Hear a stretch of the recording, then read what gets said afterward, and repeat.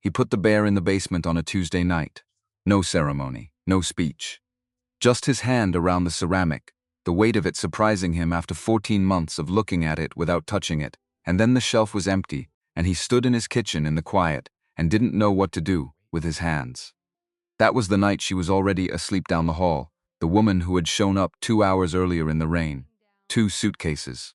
A dying plant she called by name, and a sentence she'd been carrying so long that saying it out loud had cost her something he could see plainly and wasn't sure yet what to do with. She knew she had always known, and she stayed anyway. Outside, Portland settled into its long November dark. Inside, a man stood at an empty shelf and tried to figure out if what he was feeling was grief or something that moved in the opposite direction entirely. He didn't have a word for it yet. He would. The house had 4 things wrong with it when Ryan Robinson bought it. The gutters needed replacing. The back porch had a soft spot near the left corner that made a sound like a question every time you stepped on it. The previous owners had painted the kitchen a yellow so aggressively cheerful it felt like an argument. And the third shelf above the stove held a ceramic bear with a smug expression, and one ear slightly larger than the other, that had no business being there anymore, and which Ryan had not moved in 14 months. He told himself he'd deal with all 4 eventually. He was 32 years old, methodical by profession and temperament, capable of drawing a floor plan that accounted for every structural load in a building he'd never physically entered. He was not capable, apparently, of picking up a ceramic bear and putting it somewhere else. This fact about himself was not something he examined too closely. His name was Ryan Robinson. He drew plans for Meridian Build, a design firm in Portland that handled residential renovations. Kitchen expansions, second-story additions, the occasional full-gut renovation for clients who said things like flow and organic transitions, as though walls had committed personal offenses against them. He was good at the work, precise. He understood what rooms wanted to be, the specific logic of how light moved and how people moved, and how those 2 things were either in conversation or in conflict. He was significantly less fluent in the logic of his own interior life, which had been in a state of moderate disrepair since the previous spring. Sandra Anderson had left on a Tuesday in April with a weekend bag and a note that used the phrase "needs to figure some things out" 3 times in 4 sentences. She said she was going to her cousin's place in Denver. She said it was temporary. She said she needed space to think, and she said it in the careful, measured way of someone who had been practicing the sentence and still wasn't satisfied with it. He believed her for 3 weeks. Then the calls went to voicemail. Then the texts shortened to single sentences, then to 1 sentence, then to nothing for 5 days at a stretch. Then a Sunday morning message that arrived at 7:42 while he was making coffee. "I just can't be what you need right now." 13 words. No call. No explanation of what she meant by right now, or what she thought he needed, or what any of it had to do with a cousin's apartment in Denver. Just those words, and then the particular silence of a phone that had been set down and wasn't going to be picked up again for his sake. He stood at the kitchen counter and read it twice, and then put the phone in his pocket and finished making coffee off his desk and went to his desk and worked for 6 hours without stopping, because that was the only thing he knew how to do with something he didn't know how to hold. The truth came in pieces after that, the way it always did, through mutual friends who paused half a beat too long before changing the subject, through an Instagram post he had no business seeing from someone he had no business following, through the particular texture of a silence when he mentioned Sandra's name around people who knew what he didn't know yet. The clearest piece arrived on a Thursday evening 3 months after the note, a photograph sent by accident by a mutual friend who immediately sent a follow-up text saying "ignore that, wrong person, sorry" in a way that ensured it could not be ignored. Sandra on a beach somewhere in Arizona, standing beside a man named Aaron whom Ryan had never heard of, wearing the white sundress Ryan had bought her for their 3rd anniversary. He looked at that photograph for a long time. Then he put his phone face down on his desk and went and fixed the gutter on the north side of the house, which he'd been putting off since February. He was up on the ladder for 2 hours in the gray afternoon light, working the corroded bracket loose and refitting the new hardware. And when he came down, he felt exactly the same as when he'd gone up, which was something he recognized as important information about where he was, a process of understanding what had happened to him. He didn't take the ceramic bear down. He thought about it, put it off. The bear stayed. Scout stayed too. 60 pounds of gray and white mutt that Sandra had found at the Multnomah County shelter 2 years into their relationship, and which had from the first hour belonged more to Ryan than to anyone. The dog had not understood what the note on the counter meant, and had not adjusted his expectations accordingly. He still slept in the same spot, still expected the same walks, still looked at the door sometimes with the patient, open expression of an animal who had not made any assumptions about what the door would or wouldn't deliver. Ryan envied him that, the not assuming, the clean present tense living. He was working on it. Nicole Torres had been Sandra's best friend since their sophomore year at Oregon State, which should have made her the obvious casualty of all of it. The friend who came with the girlfriend and left with her, the way the social contracts of long-term relationships were understood to work. Ryan had expected her to fall away, had assumed it, actually, in the weeks after Sandra left, had mentally arranged the likely aftermath, and placed Nicole firmly in the category of people he would no longer know. She did not fall away. 3 weeks after the note, she showed up at his door with a container of chili she'd made too much of, and a 6-pack of the pale ale he'd been drinking since college. She didn't make a speech. She didn't bring a speech-shaped silence either, the kind that required him to fill it with feelings he hadn't organized yet. She handed him the chili and the beer, and sat down at his kitchen island and said, "Are you watching the game tonight?" He hadn't been. They watched it. She ate 2 bowls of the chili, and did not ask him how he was doing, which was the most useful thing anyone had done for him since April. After that, she just kept appearing, in the way that people who are genuinely good at friendship appear, without fanfare and without requiring you to acknowledge that they're doing something. She texted when Scout had his surgery, a cruciate repair that cost more than the bathroom renovation and required 6 weeks of restricted activity that nearly killed both of them. She showed up during a flu he'd managed to contract in August, and tried to treat exclusively by working through it, arriving unannounced with soup and 2 movies, and the information that he looked terrible. She came over once with tile spacers and a level, after he posted a photo of his kitchen backsplash to the group chat, and she apparently identified from the image alone that his second row was off by 3 millimeters. She stood in his kitchen with grout on her sleeve and told him, "I'm begging you to stop making permanent decisions after 11 at night," he said. "I was going for a handmade aesthetic," she said. "You were going for a stress response," and the tiles agreed. He laughed until his chest hurt. He hadn't done that in a while.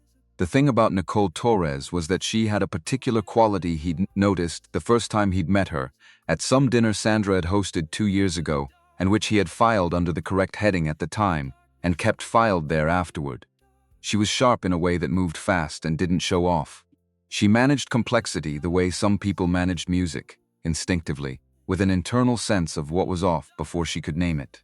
She worked for Pathway Home, a nonprofit focused on transitional housing for families navigating eviction and displacement, which was the kind of job that required you to hold a city official's attention and a grieving mother's attention with roughly equal skill and patience. And she did it with an economy of effort that looked, from the outside, like ease. She had dark blonde hair she usually kept in a knot that never quite stayed where she put it. Eyes that were some complicated shade of green. He'd noticed, once or twice, when the light was particular, that they were darker at the edges than at the center, like depth. A mouth that tended toward the direct, the dry, the occasionally devastating. She was the kind of person who said what she meant, without making it a performance of saying what she meant, which was rarer than it should have been. Ryan noticed all of this, in the way you notice things about people you were not going to do anything about noticing. Carefully, from an appropriate distance. He filed it all under the correct heading and didn't open the file, because there were rules. The rules were obvious, and he followed them without needing to be told. The call came on a Friday evening at the end of September. Ryan was on his couch with Scout and the Lindqvist blueprints he was supposed to have reviewed 3 days ago, not reviewing them, looking at the ceiling with the specific aimlessness of a man who had run out of productive displacement activities for the day. His phone lit up. "Nicole," he answered. "Don't make this weird," she said, which was never a reassuring opening. "What happened? My landlord sold the building to a development group. They gave us 60 days. I found a new place, put down a deposit, did everything right, and the deal fell through yesterday. The sellers backed out." Ryan looked at Scout, who had lifted his head off the couch cushion and was regarding the phone with the same interested attention he gave anything that might result in a change of plans. The room upstairs, Ryan said. Ryan, it's been a guest room for 8 months. My brother stayed once and slept on the couch because he said the mattress was too firm. The mattress is not too firm. He's just particular. That's not the point.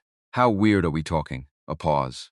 He could hear her working through it, the way she worked through things. Not stalling, actually thinking. Medium weird, she said finally. Given the situation, scale of 1 to Sandra's ceramic bear, a shorter pause. Then, quietly, nothing's that weird. He laughed before he could help it. Which was the thing about Nicole. Around her, things still had the shape of funny. Come over, he said. We'll figure out the rest. She arrived 2 hours later in the middle of a proper Portland rain. The committed, gray, October variety that didn't apologize for itself. She had 2 rolling suitcases, a messenger bag, and a small terracotta pot, held against her chest with both arms as though she'd made a specific promise to it about safe transport. Scout cleared the door before Ryan had fully opened it, launching himself at her, with the single-minded joy of a dog whose hierarchy of important people had long been settled. Nicole dropped to a crouch in the rain and let him, one arm still around the pot, her free hand finding the back of his ears. Oh, thank God. Her face was against the top of his head. At least one Robinson is glad to see me. Ryan was standing in his doorway watching his dog conduct a complete emotional ceremony in the rain. Something was happening in his chest that he identified and immediately reclassified. I'm glad, he said. I'm just less demonstrative about it. She looked up at him from the crouch. Wet hair, bright eyes, completely unbothered. Slow burn, she said. Exactly. Or the kind of glad that stands inside watching it rain. Come in before the neighbors form opinions. She stood, grabbed a suitcase handle, and maneuvered through the door. One wheel was compromised. It dragged rather than rolled. She'd clearly made this journey from the lift with sheer determination, while keeping the terracotta pot horizontal and protected. Ryan reached past her and took the heavier suitcase. Their hands crossed on the handle, skin against skin for under a second. He felt it run up his arm to his shoulder, which was the kind of information he didn't know what to do with and, therefore, declined to process. She straightened and held the pot out at arm's length, examining it in the hallway light. It contained what had been a basil plant. Currently, it was primarily a collection of thin brown stems with 4 leaves distributed between them, with the desperate optimism of someone betting everything on a weak hand. This is Percy, she said. You named him. He's been through things. He looks like he's made peace with mortality. He's in a transitional season. She pulled him back to her chest, protective. He doesn't respond well to pessimism. Ryan looked at the plant, then at her. Something in him shifted, just slightly, just enough to register. Not the kind of shift you could name in the moment. Then Percy and I already have something in common, he said. The real smile came then. Not the polished, social one she wore in group settings, but the other one, the one that changed the whole architecture of her face and made her look like someone who had just been surprised by something genuinely good. It lasted about 3 seconds. Then she looked at the hallway, and the smile became a more practical expression, and Ryan picked up the suitcase. The room was at the end of the upstairs hall. Ryan had spent considerable time on it over the summer, more time, if he was being honest with himself, than the space technically required, given that he'd been telling everyone, including himself, that it was just a guest room. He'd boxed Sandra's remaining things in April, the book she hadn't taken, and the scarf and the phone charger, and a few other artifacts of occupation, and carried the box to the basement. He'd lived with the empty room for 2 months after that, the specific vacancy of a space that had been cleared but not yet become anything else. Then in June he'd painted it, mixed the color himself, a warm gray that cooled slightly near the window and deepened toward the back wall, responsive to the room's particular light.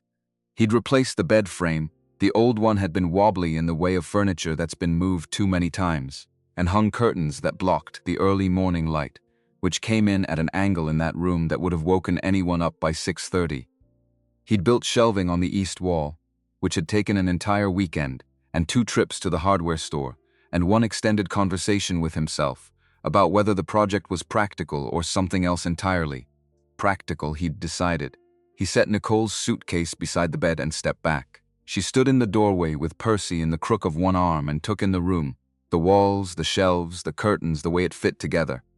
He watched her face while she looked. "You painted this," she said. "In June, Ryan." She turned. Her expression was something he didn't have exact language for. Not surprise, something that sat beside surprise and was more complicated. "This is good. This is a genuinely good room." Don't sound like you expected otherwise. I expected serviceable. This is considered occupational reflex. Stop deflecting. She crossed to the window and touched the curtain fabric, testing the weight of it. You thought about what this room needed. He had thought about it. More than was strictly explainable by guest room logic. He didn't say that. She came back toward the center of the room and looked at him with the particular directness she had. The look that suggested she was reading something he'd meant to keep facing inward. Her jacket was still wet at the shoulders. Percy was under one arm. The house was quiet around both of them. Stay as long as you need, he said. We'll sort out the practical side tomorrow. Ryan, the lightness dropped out of her voice. Just his name, and the weight that was actually underneath the whole conversation. I don't want this to be something you feel like you can't say no to.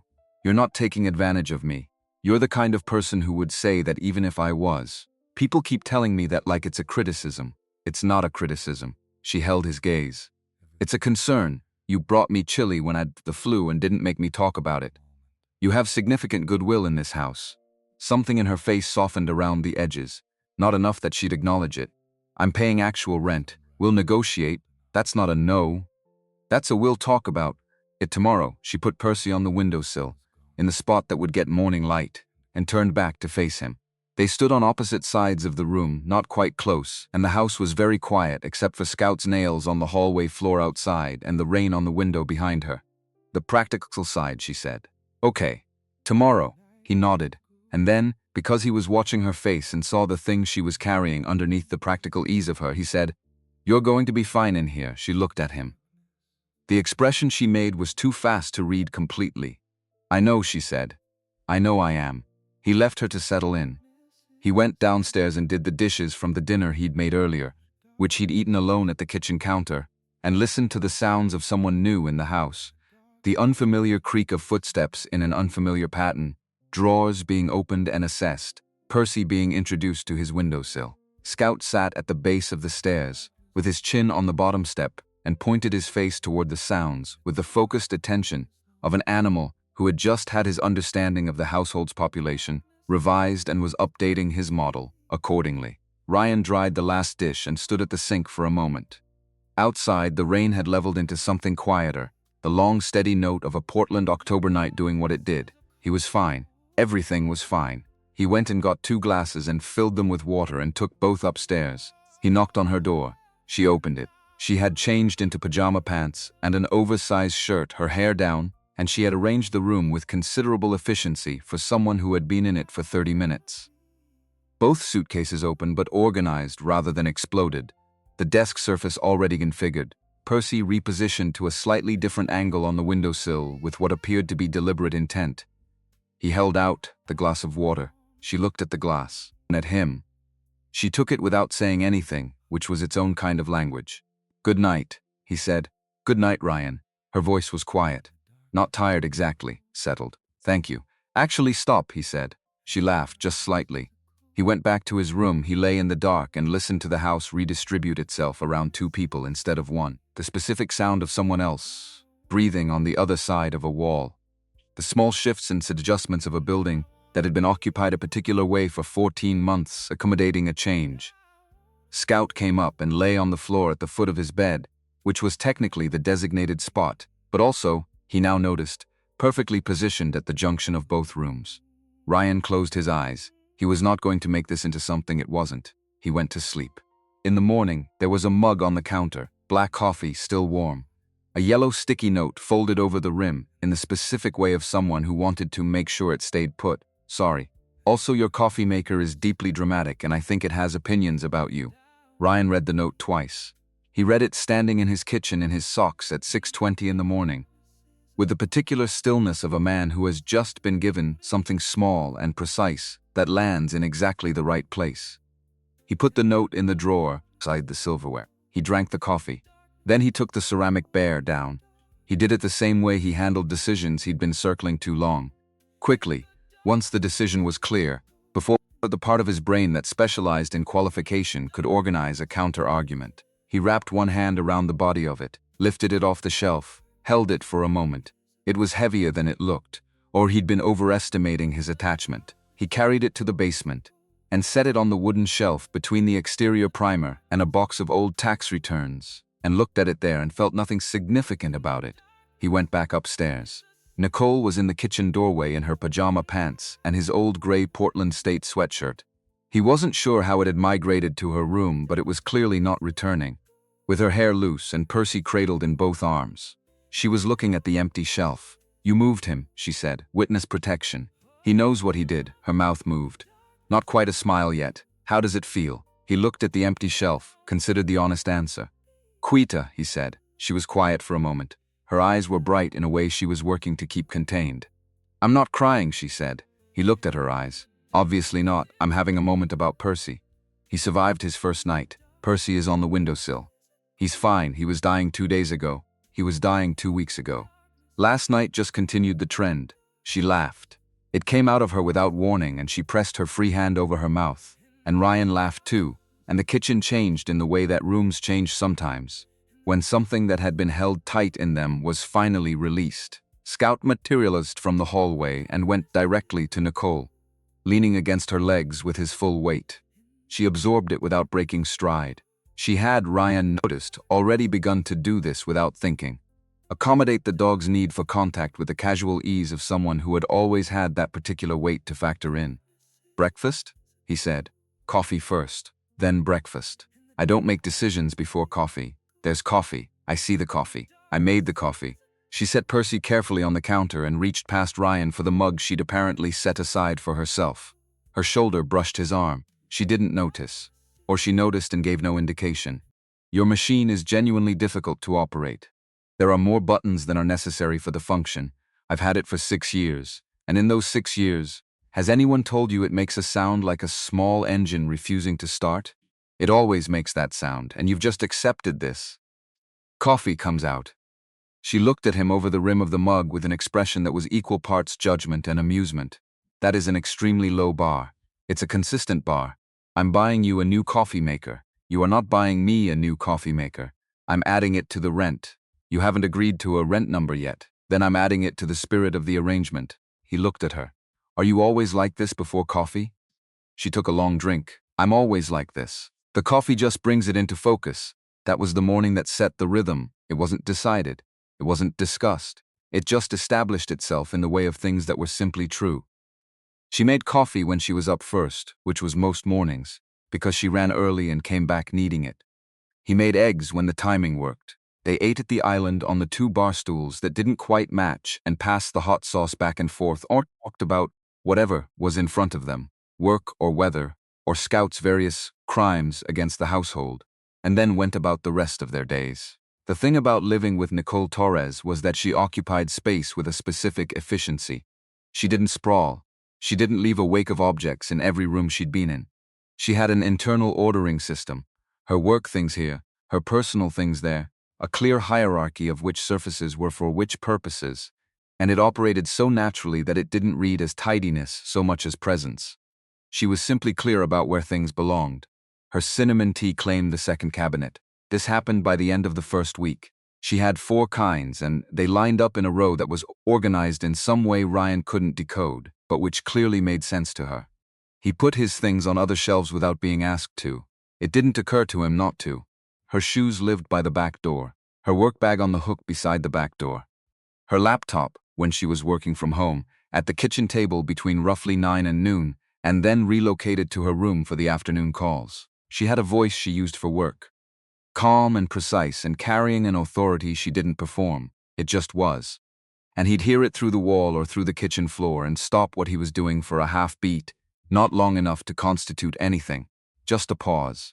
He didn't examine the pause. She added things to the shared grocery list on the refrigerator in her handwriting, which was clear and left-leaning, and had an idiosyncratic habit of substituting a dash for a comma that he found unreasonably legible. He started making a mental note when he bought things she'd mentioned wanting, just in passing, not from the list. The expensive aged cheddar she'd said she liked once. The specific brand of sparkling water. He didn't announce this. It just happened. Scout chose sides at the end of the first week, definitively, and without apology. He started sleeping in the hallway of their rooms with his body oriented approximately 70% toward her door, which Nicole pointed out with a kind of mock scientific precision. Ryan said Scout was just responding to the nearest heat source. Nicole said the nearest heat source was the vent by the bathroom, which was behind Ryan's door, not hers. Ryan said Scout had always had unconventional thermal logic. Nicole looked at the dog and then looked at Ryan with an expression that indicated she considered the matter settled. On a Wednesday evening in the second week, Ryan was doing the grocery run, his usual Wednesday thing, solo, organized, efficient, when Nicole appeared at the back door in her jacket with her reusable bags. "I need 3 things," she said. "And you always forget the sparkling water." He had forgotten the sparkling water the previous Wednesday. "You could make your own list," he said. "I'm on your list now." She opened the passenger door of his truck. "I'll navigate," he drove. She navigated. Not the actual route, which he knew, but the store. She moved through it with decisive efficiency, one hand already on the cart, assessing each aisle with the organizationally of someone who had mentally prepped this space before entering it. She disappeared into the dairy section and came back with the expensive cheddar, which she set in the cart without comment. He found the sparkling water and set it in the cart without comment. They did not discuss any of this. On the way back, she had the window cracked and her arm resting on the door, and she was looking at the street with particular reclaimed attention she gave to things she wasn't thinking hard about. And Ryan drove and thought that this was just this, the ordinary logistics of 2 people sharing a household. Exactly the thing he'd told himself wouldn't be complicated. He drove. He thought about other things. The playlist happened in the 3rd week. He'd had the same one on his workout speaker for years. Solid, reliable, good for running or cleaning or reviewing plans, late in the evening when he needed sound without distraction. Guitar heavy, tempo consistent. He had never needed to defend it because he'd never had anyone in the house to defend it to. He noticed on a Thursday evening that something was different. He was in the kitchen cleaning up after dinner, the speakers going on the counter, and a song came through that he didn't recognize. Too bright, oddly structured, a chorus that had no business being as relentlessly optimistic as it was given the ambient temperature outside. He looked at the speaker. He pulled up the cue on his phone. There, woven through the architecture of his reliable catalog in groups of 2 and 3, were additions. Not replacements, additions, interspersed like someone had moved through the list, leaving small, specific marks. He stood at the sink for a moment. He didn't take them out. He also didn't say anything. He just let the cue run, and listened to his playlist sound different than it had before she moved in, which was a factual description of what was happening, and nothing more than that. The night the furnace made the noise was the 3rd week, a Thursday. Ryan was at the kitchen table with the Lindqvist files. David Lindqvist had called again, this time about adding a wet bar to the family room, which was the 3rd structural amendment to a project 6 weeks from its close date, and which represented a particular species of client behavior. Ryan had extensive experience managing, but never stopped finding exhausting. He was reading the sightline implications of moving the egress window when the sound came from the utility room. It started low, a sustained groan that could have been the pipes, and escalated into something more complex, a mechanical protest with rhythmic undertones, like something internal had shifted and was renegotiating its arrangement. He pushed back from the table and was halfway to the utility room when footsteps on the stairs announced Nicole. Coming down in the flannel shirt and dark leggings she'd switched to, after her 7 o'clock call, her laptop under one arm and Percy balanced in the other hand because she moved him room to room in the evenings to catch different light. "Is the house making that sound intentionally?" she said. Furnace. Right. That's the responsible interpretation. What's the other one?" "The building is developing a personality." She set Percy on the side table at the bottom of the stairs and followed him toward the utility room. "This is a 1952 Craftsman, Ryan. These walls have seen things. The walls have seen different paint colors and some substandard electrical work from the 70s. They're fine. You say that with real confidence for someone who can't identify which switch controls which light. That's a different issue." The utility room hall was narrow. He crouched by the vent cover to feel the airflow, and she crouched beside him, and the hallway gave them each approximately 2 feet of space, which meant her shoulder was against his arm, and she smelled like the vanilla lotion she kept by the bathroom sink and had apparently used at some point in the past hour. He put his hand on the vent cover. "Concentrated on the airflow, pressure differential," he said. "Something's blocking a duct. It'll run louder, but it's not failing, So not structural personality, not structural personality, she exhaled. It was close enough that he felt it, felt the release of whatever tension she'd carried down the stairs with her. That's genuinely better news than I was prepared for, she said. Because my emergency options were call a furnace person, or have a conversation with the infrastructure. He turned his head to tell her something. Some follow-on about what he'd need to check in the morning, and stopped. Because she was right there. Not the ordinary close that cohabitation sometimes produced, where proximity was incidental and you navigated around it. This was the specific close of a narrow hallway and shared attention, and the fact that both of them had made the same choice to crouch at the same vent at the same time. An actual foot between them, maybe less. Close enough to see the specific green of her eyes in the utility room light, the darker ring at the outer edge, the way they'd gone still when his head turned, her lips parted. She said his name. Just his name, with nothing attached to it. Not a question and not an instruction and not anything he had a category for.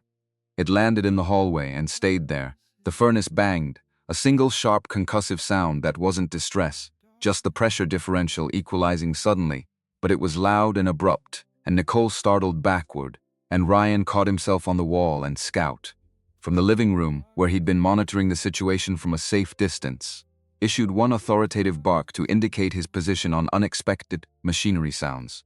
Nicole laughed. The laugh broke open in the small hallway, and she pressed the back of her hand over her mouth, and her shoulders were going, and Ryan, one hand on the utility room door, heart doing something outside its usual parameters, started laughing too because there was no alternative. I hate this house, she said. You don't hate this house. I hate this house's sense of timing. He stood up and held out his hand. She took it without negotiating, and he pulled her to her feet. And here was the thing, the specific thing he registered and attempted to file. She didn't let go right away, neither did he. They were both vertical, both in the narrow hallway, her hand in his, and the obvious next movement was obvious, and neither of them made it. Then Scout arrived and inserted himself between them with the decisive authority of 60 pounds of dog who had assessed the situation and formed a view, and the contact broke into something that was still warm but spatially displaced. I should check the duct layout, Ryan said. Tomorrow, he agreed. Her hand was no longer in his. He couldn't have said precisely when that changed. He went back to the Lindqvist files. She collected Percy and went back upstairs. Scout stayed in the hall, between the kitchen and the stairs for a while, conducting his own assessment of the situation, and then relocated to his spot at the base of the stairs, with the manner of an animal who had reached a conclusion. Ryan looked at the egress window implications. He did not think about the hallway, or he thought about it in the controlled, minimal way of someone who had identified a thing and made a decision about what to do with it. Filed it under the correct heading, left it there. He was extremely good at this, he told himself. The 4th week arrived, and the effort required to believe that became something he could feel. The problem wasn't that living with Nicole was difficult. The problem was that it wasn't. It was the opposite of difficult, in a way that had started to constitute its own kind of information. He'd eaten cereal for dinner more evenings than he could count in the 14 months between Sandra leaving and Nicole arriving. Not from incapacity. He could cook, had always been able to cook, had learned from genuine interest rather than necessity. But cooking for one person at the end of a long day, in a house that felt slightly too quiet, required a motivation that had gone soft somewhere along the way. Now he cooked, not elaborately, not performing anything, just actually making food, because there was someone else at the table who noticed. She said this is really good about the roasted chicken he made on a Tuesday in the 3rd week. Not performatively.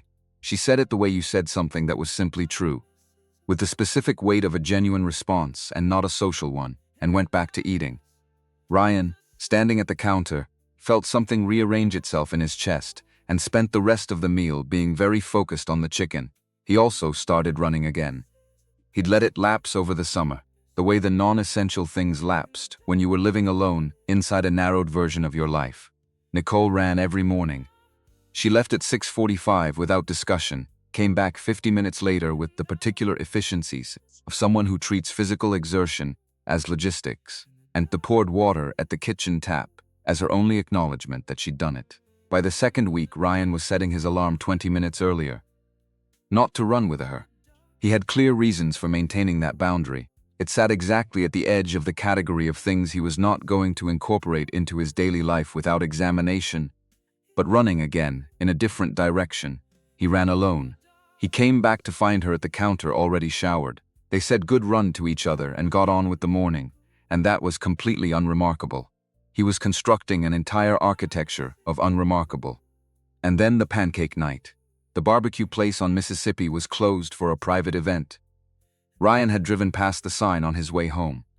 He told Nicole when he got in, and she looked at the kitchen with the expression of someone doing a rapid structural assessment. "We could cook," he said. "I've seen what you keep in that refrigerator. It's a functioning refrigerator, Ryan. There's mustard, 4 eggs, and a mason jar with a label that says maybe pesto. It's definitely pesto. It has turned brown. Pesto develops complexity. That's not." She stopped. "Breakfast for dinner. Exactly what I was thinking, because that's what you do when the refrigerator is a philosophical statement."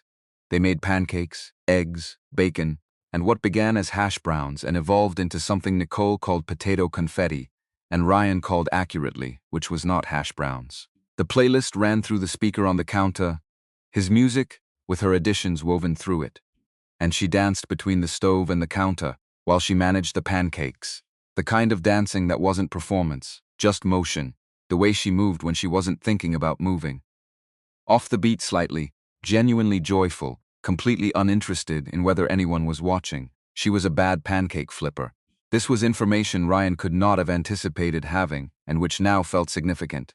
She went too early every single time, the confidence of the action completely decoupled from the structural state of the batter. The pancakes were perfectly round on top and custardy. Her word, deployed as though it were a stylistic choice, on the underside, and she served them with the authority of someone who had made an excellent decision. Ryan leaned against the counter and watched her flip one incorrectly, and raised the spatula in a small gesture of triumph. His chest went sideways, not dramatically.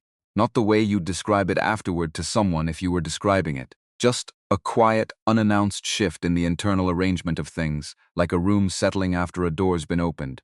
She turned around and caught him. "What?" she said. "Nothing. That's a very loud nothing. You have batter on the spatula. I have batter on everything. I'm creating atmosphere." She tilted her head. "You're doing the quiet thing. I'm always quiet. You're doing the specific quiet where you're looking at something like you're figuring out its load-bearing elements. I'm an architect. You're doing it at me." She stepped toward him with the spatula held to one side. "Which is different." He reached past her for the salt shaker. His arm passed her waist at a clearance of about 3 inches. He saw, very precisely, the moment she registered it. The hand that was lifting the next pancake stilled on the spatula handle, and she didn't step back. "You're too close," she said. "You're in my kitchen. I'm your roommate." The word landed oddly. Not wrong, it was accurate in every measurable sense. But it sat in the space between them like a label that didn't quite fit the container, and they both felt it, and neither said anything about feeling it. "You're not just my roommate," he said, which was considerable, which was more than he'd meant to say. He watched it land on her face, and he waited to see what she'd do with it. What she did was go still. For a full second she went still, the spatula at her side, looking at him with all the things she'd been keeping sorted stacking up behind her eyes. Then her phone buzzed on the counter. Both of them looked. The screen showed a name, Sandra Anderson. New number, different from the one that had lit up her phone. That first night, the one Ryan had recognized. New number meant she'd noticed the block. New number meant she was trying again. Nicole looked at the phone for 3 full seconds. Ryan watched her face during those 3 seconds and saw the decision move through it. Fast, cleaner than he would have expected. She picked up the phone, opened settings, blocked the number. Put the phone face down on the counter and picked up the spatula. "She got a new number," he said. "I noticed. You didn't think about it. I thought about it for 3 weeks. She transferred a pancake to the plate without looking up. I needed to know I was doing it because it was right. Not because I was angry. Does that distinction matter?" She looked at him then, direct and clear. "Ryan, angry is temporary. I don't want to make permanent decisions out of temporary states. I've seen what that looks like." He held her gaze. He understood exactly what she meant. "Okay," he said. "Okay," she said. And then, because she was Nicole, "Your potatoes are done." They were done. He turned back to the stove. The moment dispersed into the comfortable mechanics of finishing the meal, the playlist cycling to something new, Scout relocating from his optimistic position by the oven to his designated spot near the kitchen table. When it became clear no food was descending from that direction, they ate at the counter standing up because the table was covered in the Lindqvist plans. Ryan hadn't put away, and neither of them wanted to stop to move them. Her shoulder was about 6 inches from his. She put hot sauce on her eggs, which Ryan considered a questionable decision and did not vocalize, having learned in 3 weeks that his opinions about her food choices were both unsolicited and incorrect. After a while she said, "I keep thinking about what she wants." Sandra, what the actual ask is, he didn't have an answer. "It matters," she said, "because I used to be her person. For 10 years. And I let the guilt about what I didn't tell you make me. I didn't protect the friendship either. I was managing the damage and I ended up with none of it." "You didn't lose me," he said. She glanced at him quickly. The glance had something in it she hadn't meant to show. "No, no," flat and clear. "You're standing in my kitchen. That's circumstantial. It's not." She was quiet. She set down the hot sauce bottle. "I don't know what I'd do," she said carefully, "if I was misreading this, and there it was, the real thing under everything. The specific fear that he recognized, because he'd been carrying a version of it from the other side for weeks. "You're not misreading it," he said. She looked at him. "I'm not." He stopped. "Found the honest version.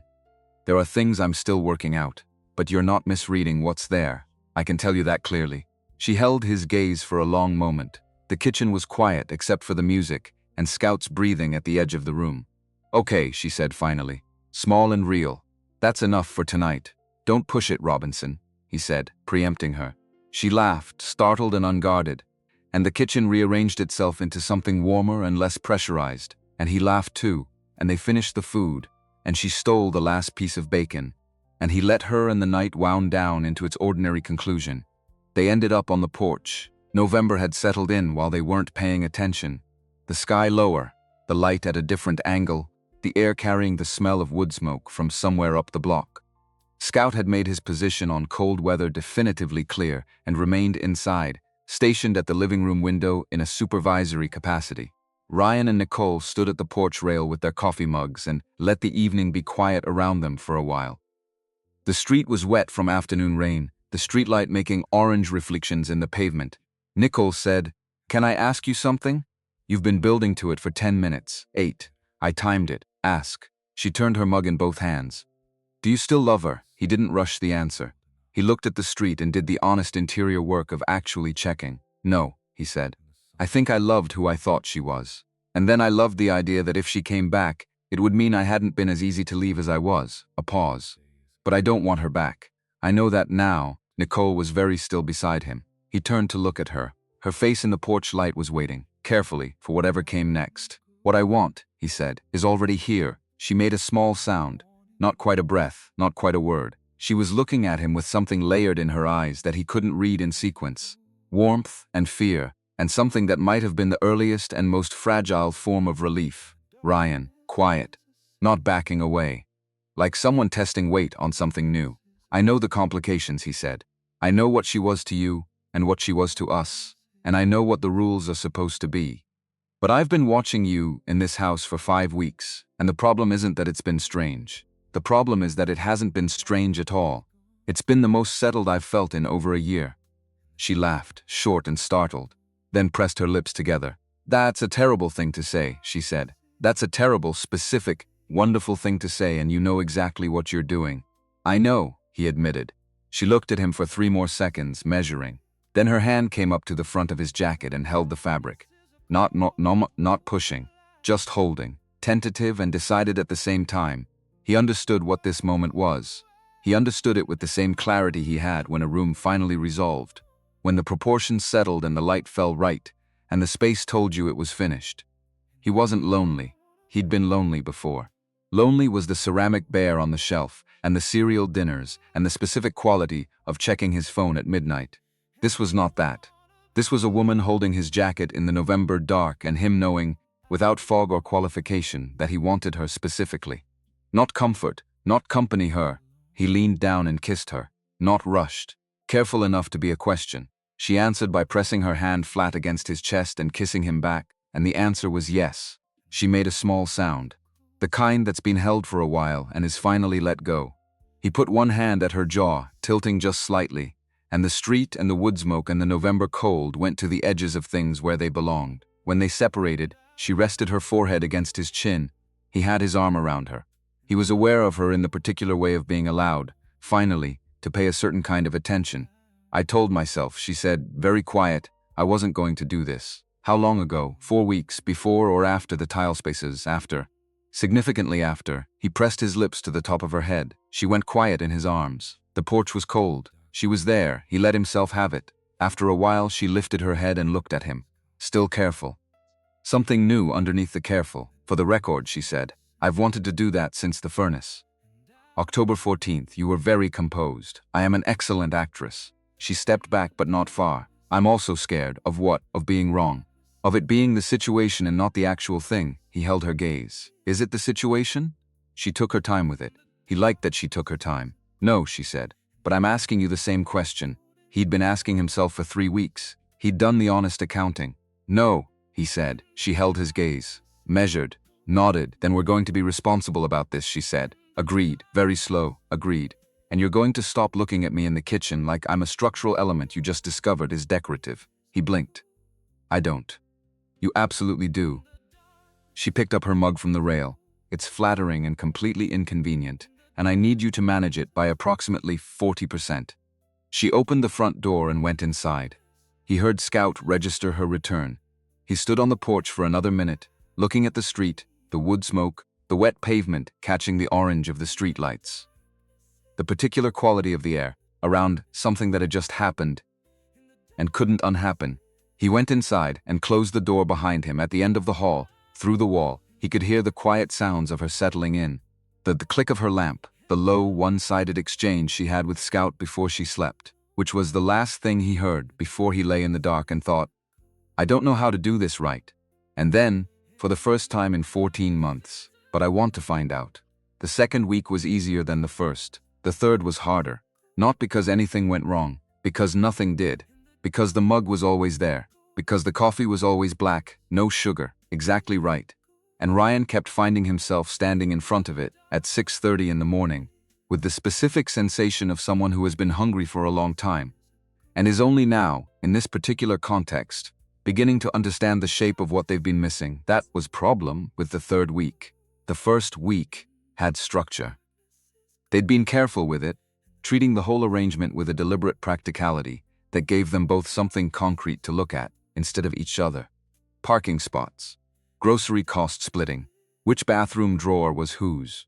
Ryan had sent Nicole a text that said the Wi-Fi password was in the drawer under the router, and that the hot water to the upstairs shower was temperamental in October, and that Scout's food was in the cabinet to the left of the stove, second shelf. Nicole had replied that the shower was fine, and the Wi-Fi password was the dog's name spelled backward, which told her everything she needed to know about his relationship with digital security, and that she had found the dog food and introduced herself to it. He had read that text and thought he was handling this very well. He was not handling it very well. The thing about sharing a house with Nicole was that she occupied space with a specificity that made it impossible to mistake her presence for something ambient. She wasn't loud. She wasn't intrusive. She moved through the house lightly and left things where they belonged, and had a work rhythm that ran alongside his without colliding with it. But she was particular.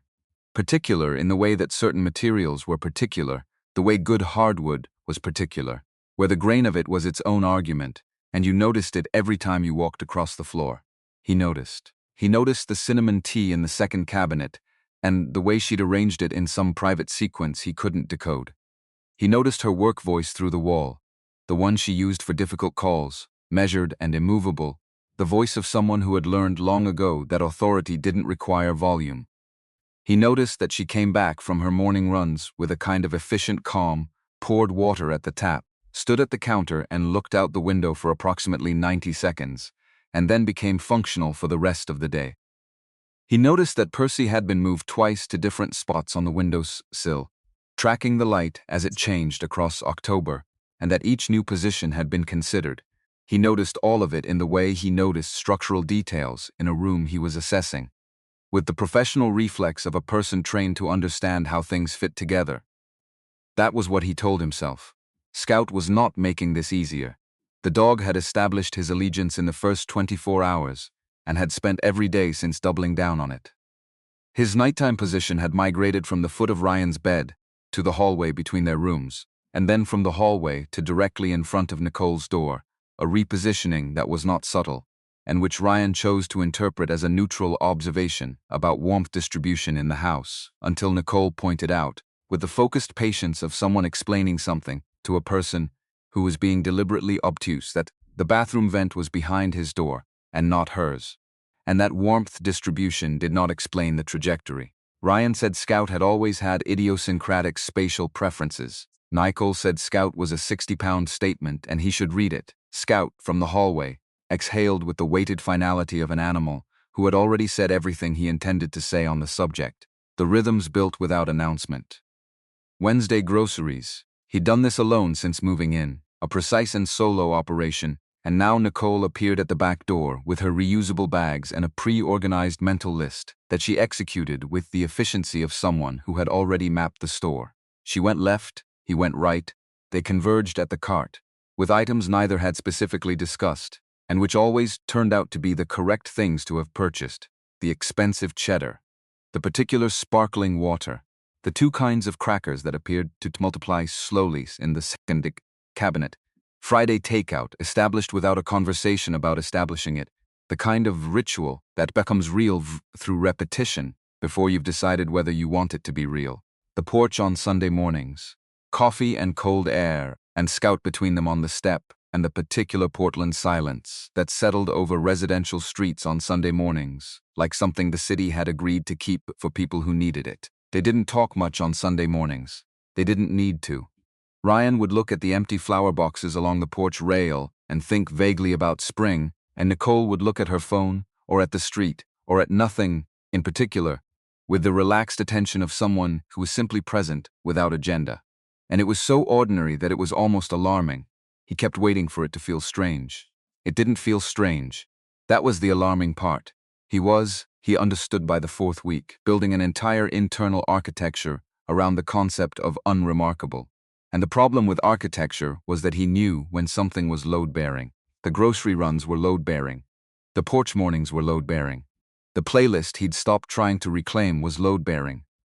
Her additions woven through his catalog in groups of 2 and 3, bright and oddly structured and unreasonably optimistic about the emotional weather, and every time one of them came through the speaker he didn't take it out, which was information, which he did not examine.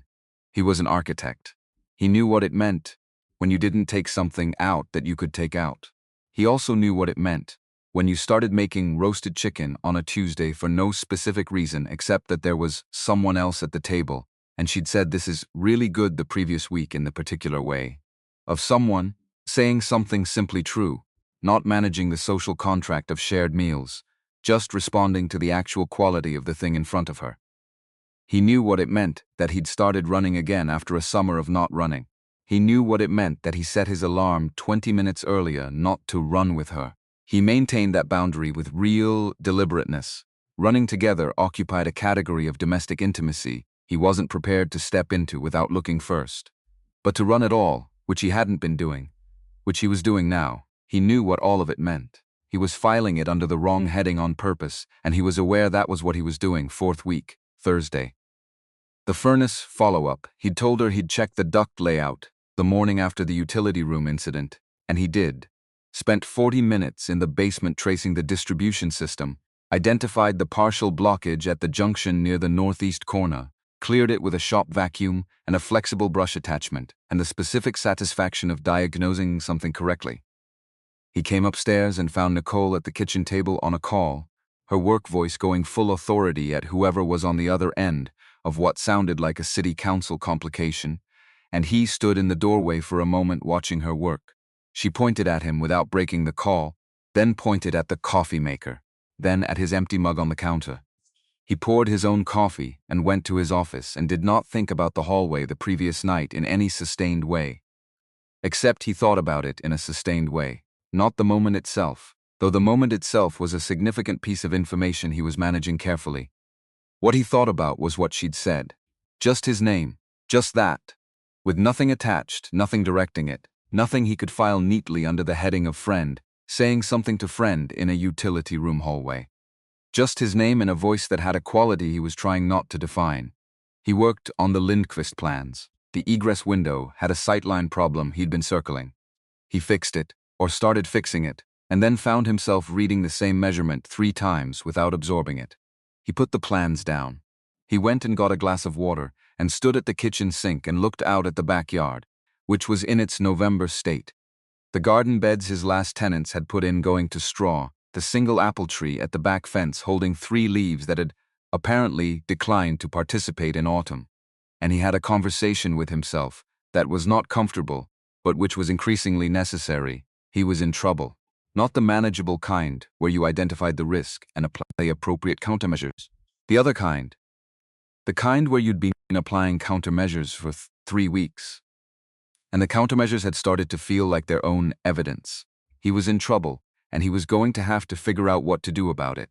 And he was going to have to do that without doing anything that compromised the thing that had been quietly becoming the most stable part of his daily life. He drank the water. He went back to the Lindqvist plans. He fixed the sightline. The date happened because of pancakes. Not the pancake night itself. That had already happened, with the potato confetti and the playlist and the conversation at the porch rail that had changed the shape of the air between them, and they were both still calibrating to it, navigating the new arrangement, with the careful attention of 2 people who understood that they'd walked into something that required getting right. 2 weeks after the porch. A Friday, the barbecue place on Mississippi closed for a renovation, and not a private event this time, a full gut renovation according to the sign, which meant it was closed indefinitely. Ryan drove past it on his way home and registered this information with the specific disappointment of a person whose Friday ritual depended on that particular establishment's continued operation. He told Buckle when he got in. She stood in the kitchen doorway and processed this information for approximately 4 seconds. "We're not doing pancakes again," she said. "I was going to suggest we go out." She looked at him in the particular way she had when he'd said something she was parsing for motive. "Go out, to a restaurant. A sit-down restaurant, like a date," she said. There it was. The word, out in the kitchen, with no drama around it, just Nicole's voice saying it with the direct simplicity of someone who preferred things to be named correctly. "Yes," he said. "Like a date." She looked at him for another 2 seconds. "Okay," she said. "Give me 20 minutes. She was ready in 23 minutes. Which he clocked not to have anything to say about it, but because he found himself aware of the duration in a way he couldn't quite account for. She came downstairs in dark jeans and a burgundy top he hadn't seen before, and her hair down. And the specific way she looked standing at the bottom of the stairs made him understand, fully and without further equivocation, that he was not going to be able to maintain the 40% directive she'd issued on the porch. He was going to try anyway. "You're wearing the blue shirt," she said. "I have several shirts. You have the blue shirt, and then you have other shirts. The blue shirt is a statement. The blue shirt is a shirt. The blue shirt is the one you wear when something matters to you, and you want to dress like it does without having to say so." He had been wearing the blue shirt since he was 26 years old, and she was the first person who had ever described its function that accurately. He said, "We should go or we'll lose the reservation." "You made a reservation." I called ahead. "That's a reservation, Ryan. Let's go." He drove. The restaurant was a steakhouse on the east side, small enough to be quiet, the kind of place with dark wood and good light that understood the difference between intimate and cramped. He'd been there twice before, both times for work dinners, and had noted it as a place that would be good for a different kind of evening, and then not done anything with that note for 2 years. He parked and they went in, and the host showed them to a corner table and left them with menus, and Ryan sat across from Nicole Torres on the first occasion that had been explicitly named a date, and felt for about 30 seconds like a person who had been managing something complicated and had now arrived at the moment he'd been managing it toward. "You're nervous," she said. "I'm not nervous. You're holding the menu like you're going to defend yourself with it." He set the menu on the table. "I'm not nervous, I am," she said. That helped. It helped more than it should have. He looked at her across the small table, and she was looking back with the directness she always had, except softer, the careful thing she usually wore slightly lowered. "Good," he said. "Then we're even. We're not even. I hid it better for longer. You hid it until October 14th. I hid it extremely well until October 14th. Then the furnace compromised my infrastructure." She opened her menu. "What's good here?" they ordered. He got the ribeye because it was the most reliable thing on a menu like this, and he was making enough decisions for one evening. She got the salmon because, she said, she'd been in a salmon mood for a week and hadn't acted on it. He thought this was a very specific kind of mood to have, and did not say so. The wine was good. They talked, not about the things they'd been talking around. Not about Sandra, or the 14 months, or the geometry of how they'd arrived at this table. They talked about work. The Lindquist project, which had acquired a wet bar since they'd last discussed it, and which was developing the structural complexity of a project that had been amended so many times it was starting to require a separate amendment log. She talked about Pathway Home, a 3-year strategic plan she was coordinating that kept running into the specific friction of city bureaucracy, and the specific friction of board members who wanted the plan to be more ambitious, and board members who wanted it to be more realistic, which were not always different board members.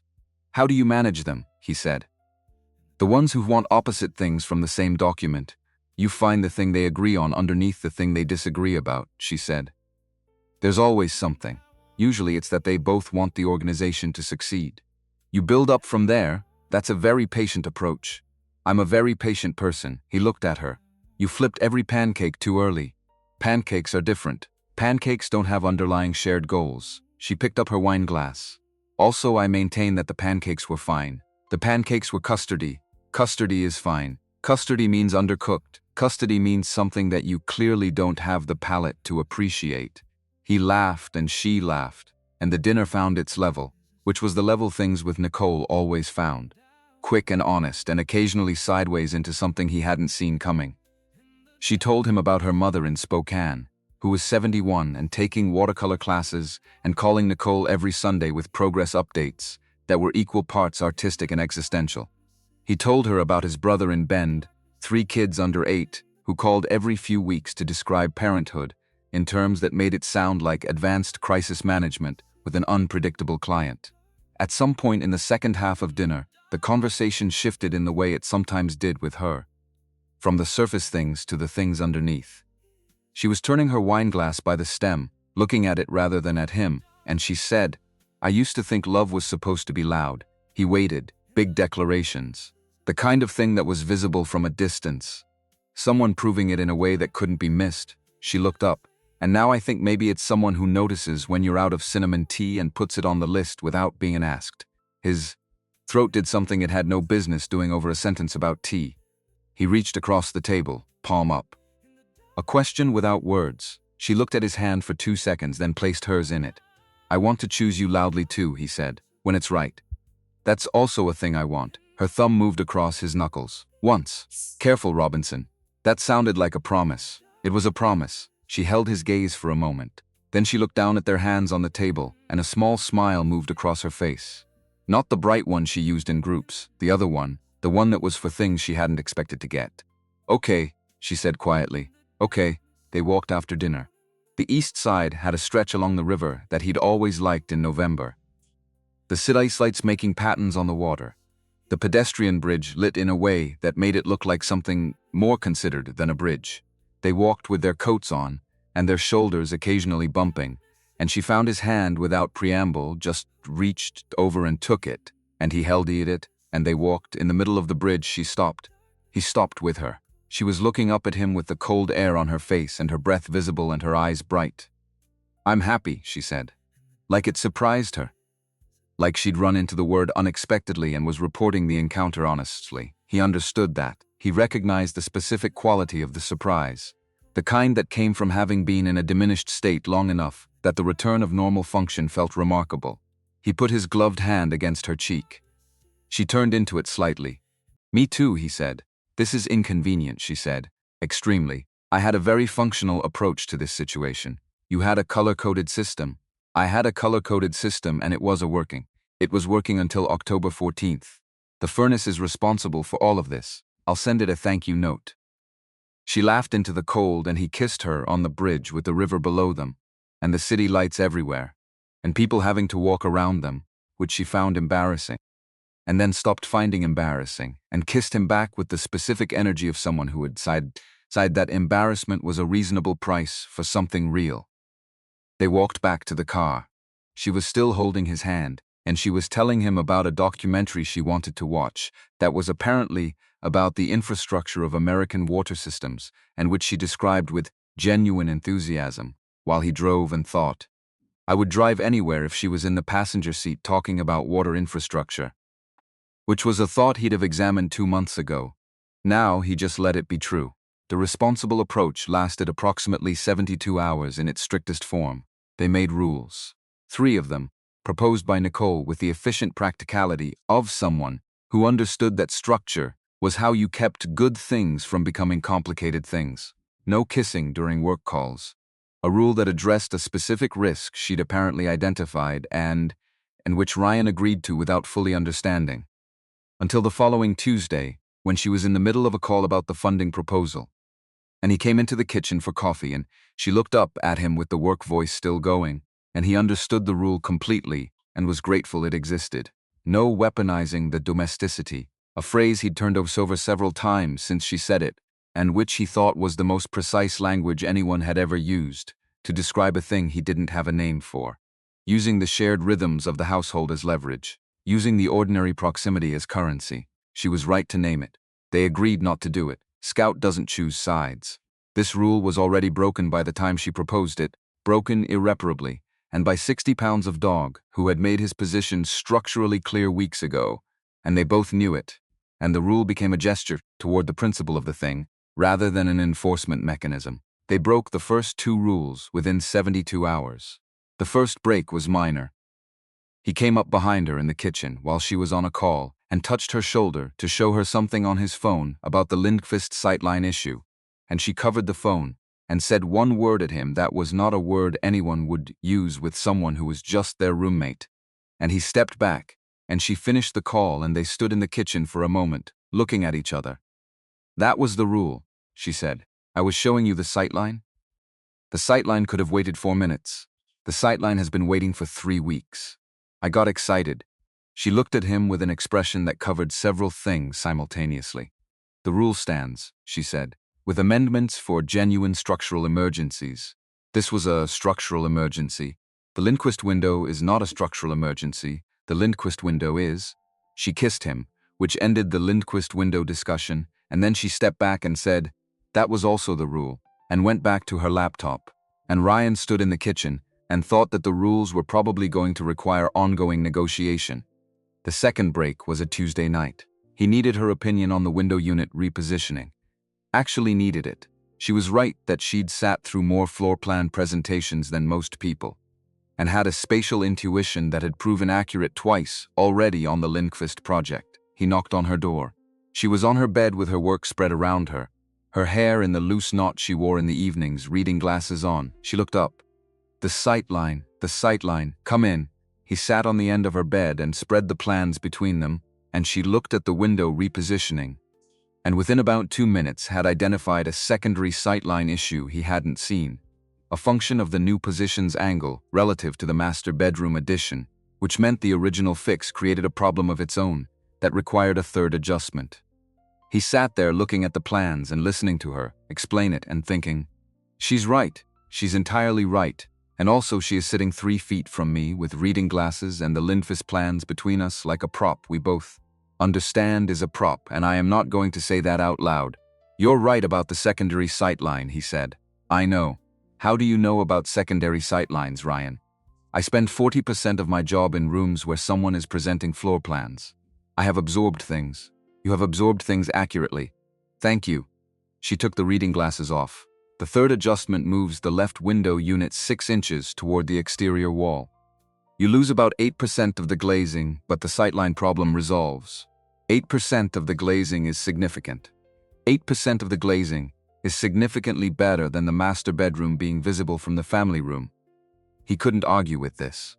He took the plans and made the note and rolled them back up, and sat there for a moment with the roll in his hands and her 4 feet away and the room quiet around them. "I'm learning things about you," he said. She looked at him. "Such as, you have 3 ambient browser tabs open at all times that have nothing to do with what you're actually doing. Ambient research. You tried to convince Percy that the north windowsill was better when the south one was clearly better, and then you moved him to the south one without acknowledging the revision. Percy made an independent decision. Percy is a plant. Percy has preferences. You are more competitive about flat pack assembly instructions than any situation involving flat pack assembly instructions has ever warranted. She considered this. That one is accurate. Uncharitable but accurate. She folded her reading glasses. What are you learning? He looked at her. That knowing someone and actually knowing someone are different things, and that the gap between them is, he paused, finding the right word, larger than I expected.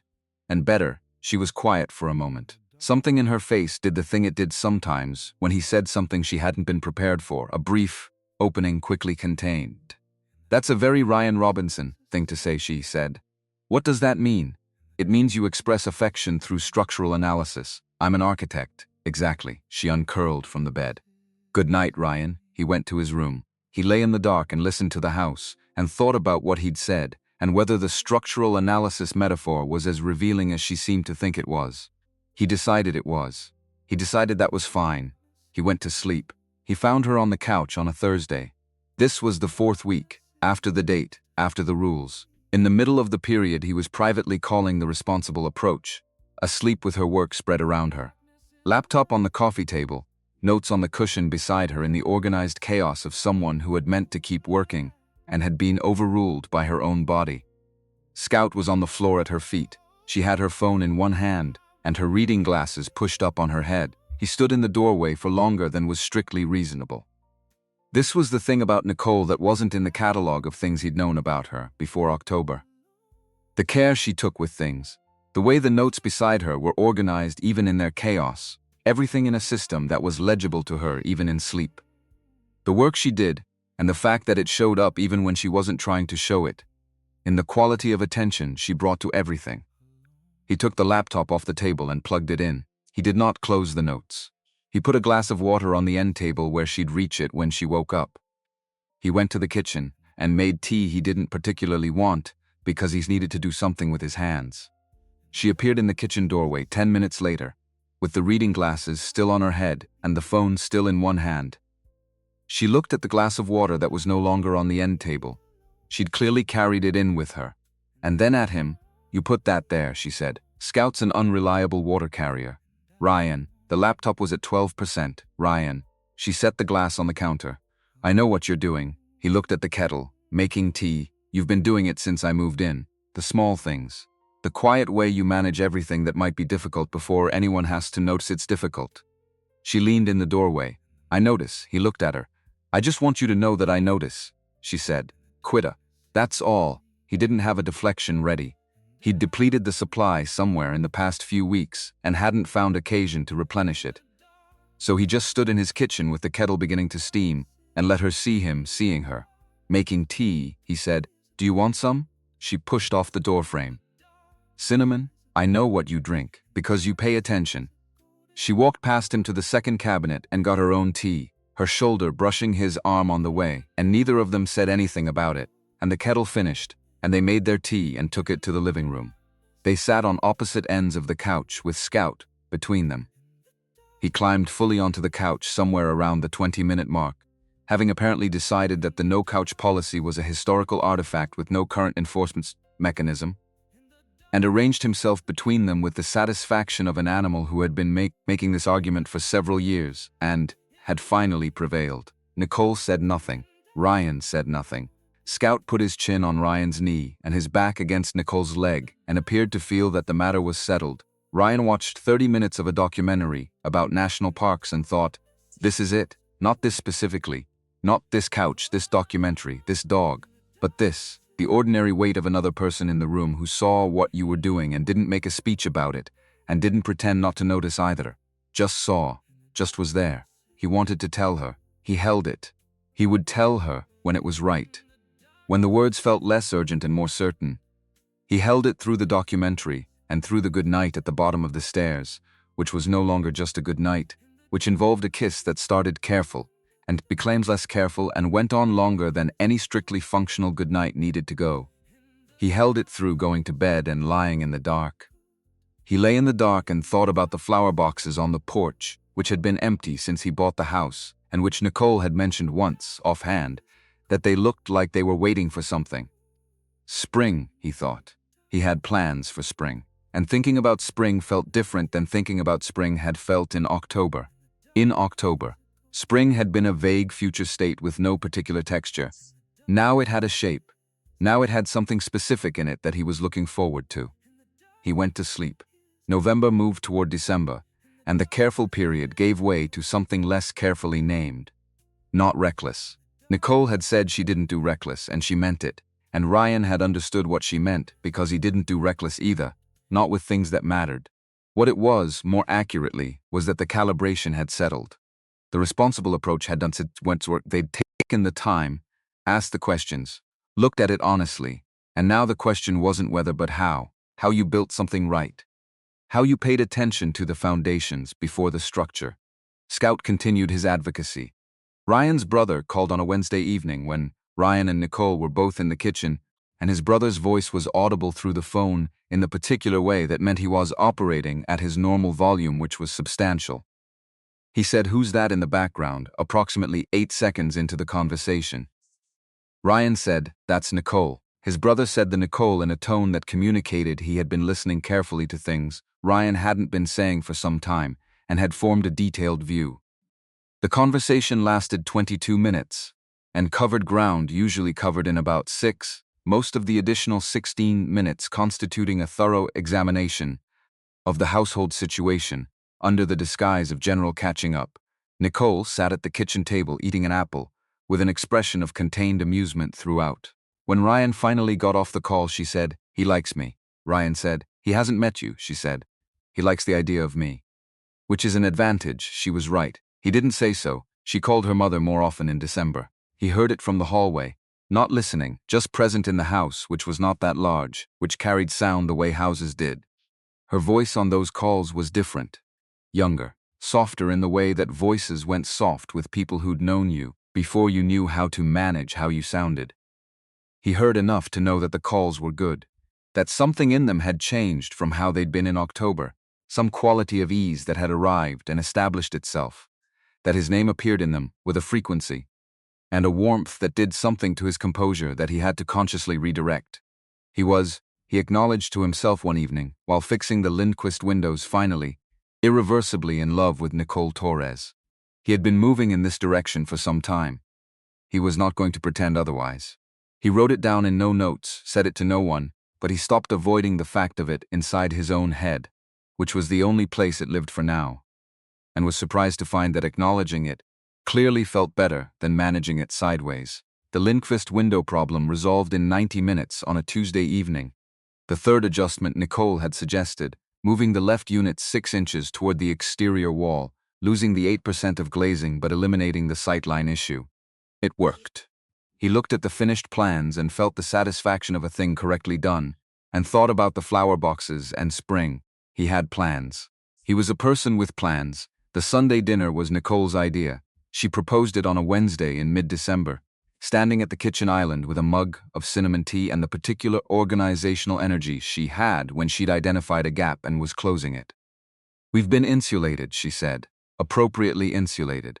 But we have friends, and those friends are politely not asking questions because they understand the concept of giving people time, and their politeness has an expiration date."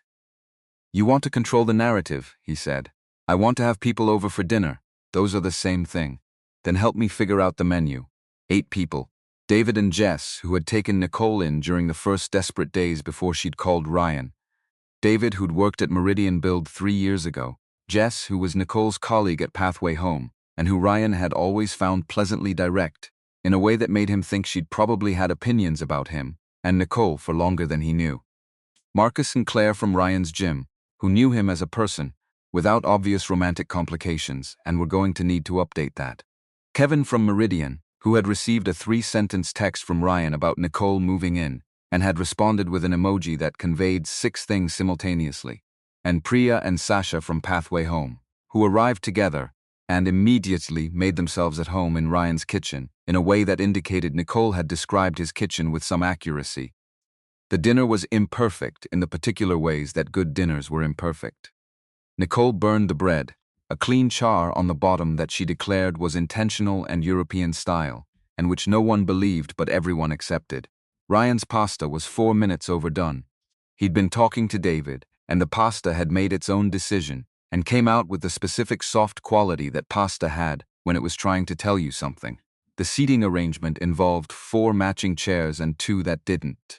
And Ryan briefly cared about this, and then stopped caring, when Kevin sat in one of the non-matching ones without acknowledging its divergence.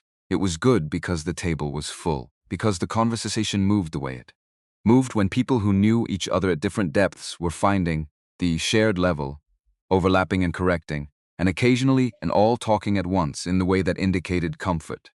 Because Scout worked the perimeter with professional focus and was successfully rewarded twice, once by Priya and once by David, and maintained plausible deniability about the second instance. Because at one point Ryan caught Jess's eye across the table, while Nicole was explaining something to Marcus about transitional housing funding structures, and Jess made an expression at him that said, without requiring any words, "Yeah, she's always been like this, and yes, I know, and you're welcome." After everyone left and the dishes were mostly done, and the table was back to its usual configuration, and Scout was in his approved spot by the wall asleep, Ryan found Nicole on the porch, barefoot, which was genuinely irrational given the December temperature.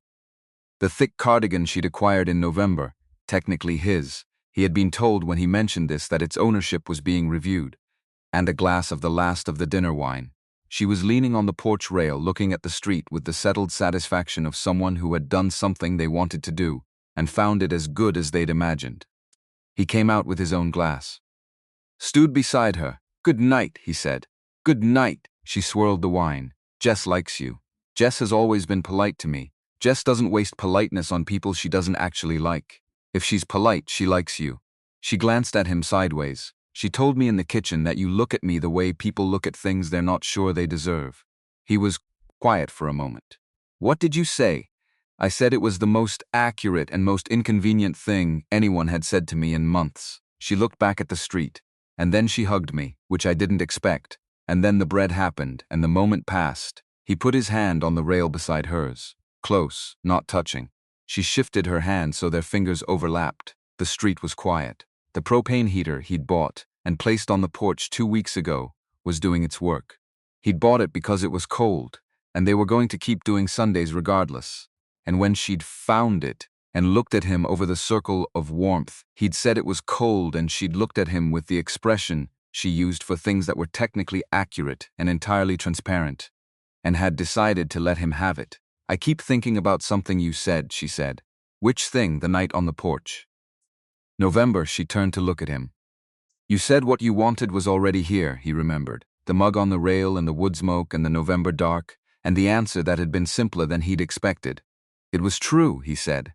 She held his gaze. The oak tree at the corner still had a few leaves, the last ones, the ones that had outlasted everything else, still hanging on because letting go required the right gust. "I was so scared that night," she said. "I was ready for you to say you didn't know, or that it was too complicated. I'd prepared for all the versions where the answer was hard. It wasn't hard. It's not usually that simple." "No," he agreed. "But sometimes it is." He reached over and covered her hand on the rail. She turned her face toward him. The porch light caught her eyes, and they were green and warm, and looking at him with something that had been building since October, and was now simply itself. Nothing held back from it. "Spring," he said. She followed his gaze to the empty flower boxes along the rail. A pause. She was reading it. She was always good at reading what he meant adjacent to what he said. The slow smile moved across her face. The real one. "Okay," she said. He held her hand on the rail. "Okay," she said again, quieter. Not the flower boxes, the last oak leaf released. It came through the yellow porch light in a slow turn and landed flat on the wet sidewalk, not falling so much as arriving at its destination. Scout appeared in the doorway. He stood at the threshold in the cold and looked at both of them with the resigned patience of an animal who had made his peace with porch winters as long as they were communal and proximity was maintained. He sat down at the threshold. He stayed. Ryan stood on the porch he'd bought with large plans and a mortgage that was still 3 years from being comfortable, next to the woman who had arrived in the rain with 2 suitcases and a dying plant and a truth she'd been carrying for 14 months. The house behind them had a bathroom that was 3/4 finished and a furnace with ongoing opinions, and a basement shelf holding a ceramic bear that had held a particular position in his life for longer than it should have. The house was imperfect in all the ways that houses you actually lived in were imperfect. Unresolved, and in process and evidence of someone who had been working on things while also living inside them. He was working on things. He had plans for spring. Sandra's email arrived the week before Christmas. He saw it on a Tuesday morning at 7:15, standing at the kitchen counter with his coffee. 3 sentences. She wanted the box of books he'd packed in the spring. A jacket she'd left, apparently more expensive than he'd realized. A cast iron pan she'd bought at a kitchen store on Northwest 23rd 2 years ago. She said she hoped he was doing well. She said she was glad he was moving forward. She did not mention Nicole. He read it twice. He forwarded it to himself with a note to handle it. He brought Nicole her coffee and sat at the kitchen table, and that was that. The relationship with Sandra Anderson resolved in 3 sentences, and a Tuesday morning, without ceremony, without grief, just a logistics problem to close. He boxed her things that afternoon. The books, the jacket, the cast iron pan. He wrapped the pan in dish towels because it deserved careful shipping. He drove to the UPS location on Burnside and sent the box. He came home. Nicole was on her funding proposal call when he left and was still on it when he got back, her voice going through the patient authority sequence he'd come to recognize as the call entering its resolution phase. He heated up the soup from Monday and put a bowl on the counter for when she was done and went to his office. She appeared in the doorway an hour later with the empty bowl and the specific expression of post-difficult call relief. The zoning variance came through, she said. I heard the ending. I was calm, magnificently calm. I practiced the calm for 3 weeks. It showed in the way that good practice shows. You couldn't see the practice, only the result. She looked at the soup bowl. You made me soup. I heated up the soup. There's a distinction. You made me soup. She said it the second time with a different weight. Not correcting, just saying it again because she wanted it to exist in the room as a real sentence. Thank you. He turned his chair to face her. You're welcome. She crossed the office and kissed him, the bowl still in her hand, quick and warm, and slightly complicated by the bowl and entirely right. She stepped back and looked at him with the expression she had when something landed exactly where it was supposed to. For a lot of things, she said. But also the soup. He put his arm around her waist, and she stayed for a moment. That moment she allowed herself sometimes, standing close without going anywhere, like she was letting herself have it, before the practical world made its claims. Then she stepped back. I'm going to do the variance paperwork while I have momentum. Go work. Don't stay up too late with the Lindqvist windows. The Lindqvist windows are resolved. She stopped, turned back. The sightline? 3rd adjustment. 6 inches, 8% glazing. It works. She looked at him for a moment with an expression that was several things at once, and which he was, by now, fluent in reading. I know, she said. I knew you'd get there. She went to the kitchen table. He heard the laptop open, the brief silence of someone gathering their approach. He turned back to his monitor. The Lindqvist windows resolved, the plans clean and correct. And thought about spring. He had plans for spring. He was going to tell her about them soon. Not tonight. Tonight she had variance paperwork, and he had the satisfaction of a sightline problem correctly solved, and the house was the temperature it was supposed to be, and Scout was in his spot, and the second cabinet held 4 kinds of tea, arranged in some order that made sense to her. And that was the present tense of his life. He thought about the flower boxes. The empty ones along the porch rail, the ones Nicole had said looked like they were waiting. He was going to fill them. He was going to fill them in the spring, with whatever she wanted in them, because she was going to be here in the spring. And he was certain of this. In the same way, he was certain of structural things. Not by feel, but by the accumulated evidence of every element that supported the conclusion. The coffee every morning, the second cabinet, the playlist with her additions woven through it. Percy on the top shelf with 4 leaves and a 5th coming. Scout at her door. The note in the drawer beside the silverware. He knew what the room was. He was home in it.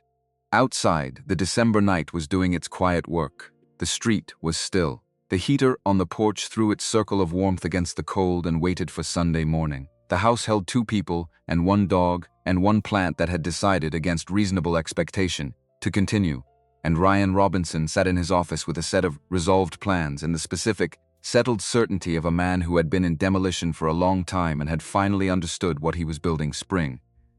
He had plans. Sandra Anderson showed up on a Sunday, not a Sunday with weather that prepared you. Not the kind of morning that arranged itself in advance. Overcast and portentous, light at a significant angle, some atmospheric condition that would make sense in retrospect. Just an ordinary late November Sunday with a flat gray sky, and the smell of someone's wood smoke 2 blocks over, and Scout refusing categorically to go outside, having made his position on temperatures below 45 degrees, both clear and non-negotiable. Ryan was upstairs in the hall outside the bathroom, with a roller brush and a tray of warm white paint. Nicole was 3 feet to his left with an angled brush doing the trim, and they had been arguing for approximately 20 minutes about whether warm white was a legitimate color name or an elaborate fiction the paint industry maintained to charge more for beige. "It's beige," Ryan said. Nicole ran the angled brush along the baseboard with the precision of someone who had decided that the quality of her technique was its own argument. "The warmth is the entire point. The warmth is a word they put on the can. All color names are words on cans. Eggshell describes an actual thing. Eggshell describes a marketing decision about how off-white sounds more considered than off-white. At least eggshell is honest. Warm white is honest. It's white. It has warmth. The name is doing its job. Its job is to charge $4 more per gallon for beige." She pointed the angled brush at him without turning around. The precision of it, the peripheral accuracy, the complete confidence in where he was standing, was something he'd stopped finding surprising and started finding unreasonably appealing. "Say beige one more time. Beige. I'm raising your rent. You're raising your own rent. I'm raising the abstract principle of your rent. I'm escalating the spirit of the financial arrangement." He laughed. She started laughing half a second later, her shoulder going into the wall while she tried to hold it together. Scout appeared at the top of the stairs, motivated, apparently, by the laughter and not by any improvement in the outdoor temperature situation, and regarded both of them from the landing with the dignified bewilderment he reserved for human behavior he found structurally inexplicable. Then the doorbell rang. Scout barked. Once, sharp, then went still in the specific way he went still when he was genuinely paying attention and not performing attention. The difference was in the ears, which in the first case were swiveled forward, and in the second were slightly back. Ryan and Nicole looked at each other. "Expecting anyone?" she asked. No, he went downstairs with the roller still in his hand, paint on his forearm, dried at the elbow. He hadn't thought about this. Why would he have? It was Sunday morning. They were painting the hall. No one was expected. He opened the front door and needed 2 full seconds. Sandra Anderson was standing on his porch in a coat he'd never seen. Camel-colored, well-cut, the kind of coat you bought when you were trying to look like you had arrived at something. Her hair was perfect. A rolling suitcase stood beside her right foot with the handle extended, like she'd come directly from somewhere that required luggage without stopping to consider what she was walking into. The world did its strange thing. It went very quiet, and then very loud, and then quiet again, all in the space of about 1 second. He waited for the earthquake. The 14 months of accumulated loss and grief and confused loyalty that should have detonated on contact with this particular image. The woman who had been his future standing on his porch looking at him. Nothing detonated. What he felt was closer to the experience of driving past a neighborhood where you used to live. The recognition was real. The familiarity was real. The understanding that this was once significant was real. But the significance itself lived in the past tense, in the version of the story that had already concluded, and standing here on his own porch on a Sunday morning with paint on his arm, it belonged to a room he'd closed. "Hi, Ryan," she said. Her voice was doing the careful thing it did when she was walking into something she couldn't fully predict. He'd heard that particular register before, near the end, when she was managing the gap between what she was actually doing and what she was allowing to be visible. He recognized it without feeling anything particular about the recognition. He didn't step aside. He hadn't made the decision not to. He was simply standing in his doorway, which was where he lived, and it hadn't occurred to him to create space that wasn't his to create. Behind him, at the top of the stairs, he heard footsteps. Light, quick, then they stopped. Nicole had heard the door from the hallway. She had come to the top of the stairs and stopped there. Sandra's eyes went past Ryan's shoulder. The thing that moved through her face was not what he would have expected. Not triumph or accusation. Something smaller, more honest, the confirmation of a suspicion she'd apparently been carrying. Her chin came up by about half an inch, an adjustment that didn't change her expression but changed what was underneath it, and she said, "Oh, just that," not dramatically, like something she'd half anticipated and had hoped to be wrong about. Ryan stayed where he was. "What do you want, Sandra?" The directness of it landed. He watched it land. She blinked once and he understood in a distanced, observational way that she'd arrived with a different opening in mind. The version where he was still the Ryan who had checked his phone at midnight for 14 months. Still the Ryan with the ceramic bear on the shelf. That Ryan had taken the bear to the basement in October. "I wanted to talk," she said. "To you." And her eyes went back over his shoulder. "Apparently to both of you." Nicole came down the stairs, not hurrying, not hesitating, moving at her own pace with the angled brush still in her hand, paint on her fingers, and an expression Ryan couldn't read from his angle but which he felt changed the quality of the air at his back. She stepped up beside him, not to his right where there was room, not behind him where there was safety. Beside him, at his shoulder, close enough that her arm pressed against his for a moment before she settled. Her hand found his. He took it. Sandra saw. He watched the recognition move through her expression. The first layer was hurt, genuine hurt, the kind that hadn't been performed or managed. He felt something about that. A distant, complicated acknowledgement of its reality. But it didn't move through him the way it would have moved through him a year ago. Someone else's pain was still real without being yours to carry. Sandra. Nicole's voice had the steadiness of someone who was fully present in the room and not intimidated by what the room contained. "Why are you here?" "I came." Sandra stopped, started again. "Someone mentioned you were here." "I wanted to explain." "I wanted to." She looked at Ryan. "I made mistakes. I know that. I was scared and I handled everything badly, and I've spent a long time thinking about it." The wind moved down the porch. Scout had appeared behind Ryan, standing at the threshold in his technically following the rules position, not outside but present, monitoring. "I'm glad you've thought about it," Ryan said. Even, measured, not unkind, Ryan. Her voice cracked slightly on his name. "Just slightly. We were together for 4 years. I know how long we were together. I made mistakes. You cheated on me, still even. Not punishing, just exact. You packed a bag without a real conversation and drove to Denver and didn't come back for 14 months. You didn't come back for the conversation you owed me. You didn't come back for your things. You sent 13 words in a text and then disappeared." He stopped. He'd reached the edge of what precision required. "You don't get to show up with a suitcase and call that an explanation." She swallowed. Her jaw moved. "I know." And then, quieter, in the voice of someone who had rehearsed something and found the rehearsal completely inadequate for the actual moment. "I missed you." Nicole's hand tightened around his. He felt it, the small deliberate pressure. Not pulling him back, not staking anything. Just, "I'm here, whatever you need." He looked at Sandra. He let himself look at 4 years honestly. From the height, where you could see the whole shape of it. The good years at the beginning, which had been genuinely good. The drift in the middle that he'd told himself was the natural settling of a long relationship, and which had been, he understood now, 2 people who had stopped being curious about each other and were continuing by momentum, and the end. The note. The 13 words. 14 months of quiet. He had grieved all of it. Quietly, privately, without telling anyone the full cost of it. It had cost him his confidence in his own judgment. His ability to start a morning without assessing it first. The capacity to walk through a hardware store without the specific weight of loneliness. That had nothing to do with whether anyone was there. He had carried all of that and come through it, and he was standing on the other side of it now, holding Nicole's hand in the November cold, and what he felt was not angry, not soft. Something precise and without drama. "Dawn, I'm with Nicole," he said. Sandra's breath caught, a sound barely audible. She looked at Nicole, then back at him. "Ryan, I know you're hurting," he said. Because he was someone who tried to tell the truth about what he could actually see, and he could see she was hurting, and declining to acknowledge it would have been a different kind of unkindness. "I think you have been for a while, but I can't be the answer to that. Not anymore." Sandra looked at Nicole then, and the look between them was the complicated kind, layered with 10 years of friendship, whatever version of this moment Sandra had constructed on the drive up from wherever she'd come from. Something that sat at the intersection of grief and accusation.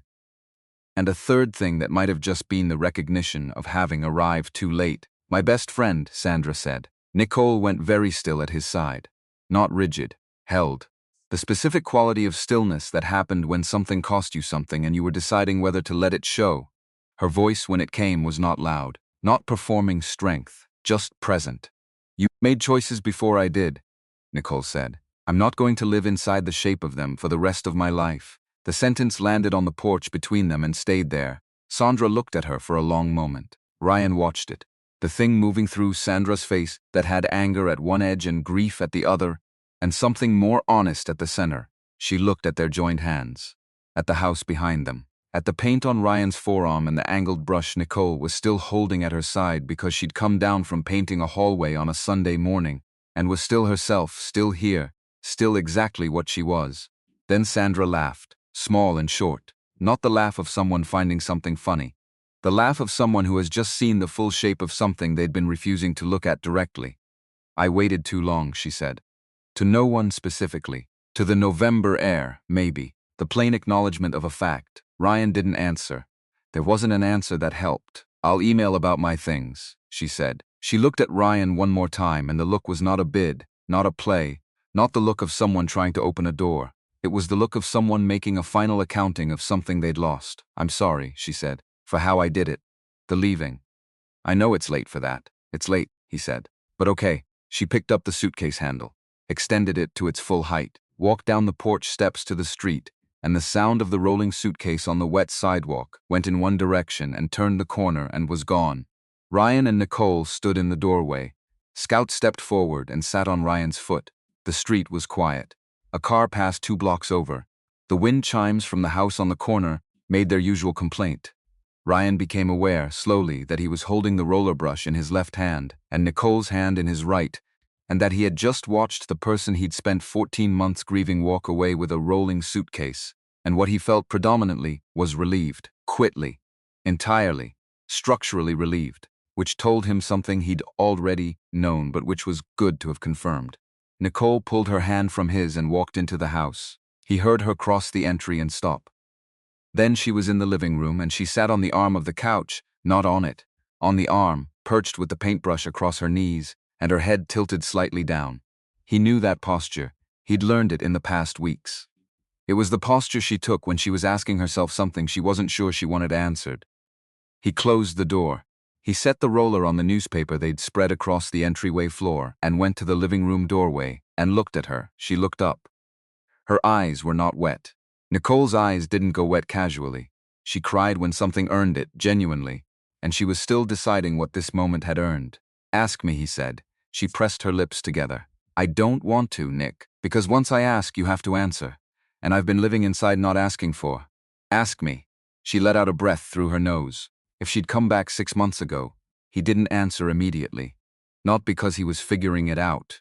He knew the answer, had known it for a while, but because she'd asked for the real thing, and the real thing deserved to arrive carefully, without being rushed into a shape that was easier to deliver than it was true. He crossed the room, stopped at arm's length, close enough that she had to look up, far enough that the space between them was hers to close or not, on her own terms. 6 months ago, he said, I was already turned in this direction. Not fully, not the way I am now, but the direction was already set. He held her eyes. If she'd come back in May, I think I would have been confused. I think I would have needed to look at it honestly, and that might have taken some time. But Nick, he kept his voice steady. I would have ended up here. I know that the way I know when a room is right. You don't have to keep assessing it from every angle. It just is. She looked at him for a long time, without saying anything. Scout had followed them in from the entry, and came to sit on her foot in his particular version of structural support. Okay, she said. The word was barely the size of a word. Just the shape of one. Okay? Okay. She stood up from the arm of the couch. She was close now, and she was looking at him with those complicated eyes he'd spent 5 years carefully not looking at too directly and was now finally allowed to look at. I needed to ask, I know. I needed the actual answer. Not the kind one. You got the actual one. She touched the front of his shirt, not gripping, just resting her fingers against the fabric, like she needed to locate him through contact. I'm still scared, she said. Of what specifically? That I'm going to do something I don't see coming. Some mistake I'm not equipped to anticipate. The fingers moved slightly. I have a history of being in the significant moment and not recognizing it until I'm looking back. He understood this. He'd lived a version of it. All the ordinary moments in the 2 years before October that had turned out, in retrospect, to be the moments that mattered, the ones where something was being decided without his knowledge. Then we pay attention, he said. We tell each other when something's wrong before it becomes something we can't say. That sounds very healthy. We can do healthy. We'll need practice. Good thing we live together. Something shifted in her face. The fear didn't leave. It didn't work like a switch, but something came in alongside it, warmer, more permanent looking. She stepped into him and he put his arms around her, and she pressed her forehead to his shoulder, and he felt the full release of the breath she'd been holding since the doorbell rang. Scout repositioned himself to lean against both their legs simultaneously, a physical improbability he achieved through sheer determination. I hated hearing her say that, Nicole said into his shoulder. Muffled. Which part? Best friend. She lifted her head. Her eyes were dry, barely. She'd made the decision in the last minute to let him see the barely. Like that's the ceiling. Like that's the highest altitude I'm permitted. He looked at her. That's not the ceiling, no? The ceiling is wherever you stop deciding to go. He said it and meant it and watched it land. You stop deciding to go anywhere she told you to stay. She was quiet for a moment. Something worked through her face that she didn't try to manage. That's either very good, she said, or a construction metaphor. Both. The fact that you're comfortable with both tells me things. He kissed her. Not the careful version, not the one that asked permission. They were past the asking stage for this particular kind of kiss.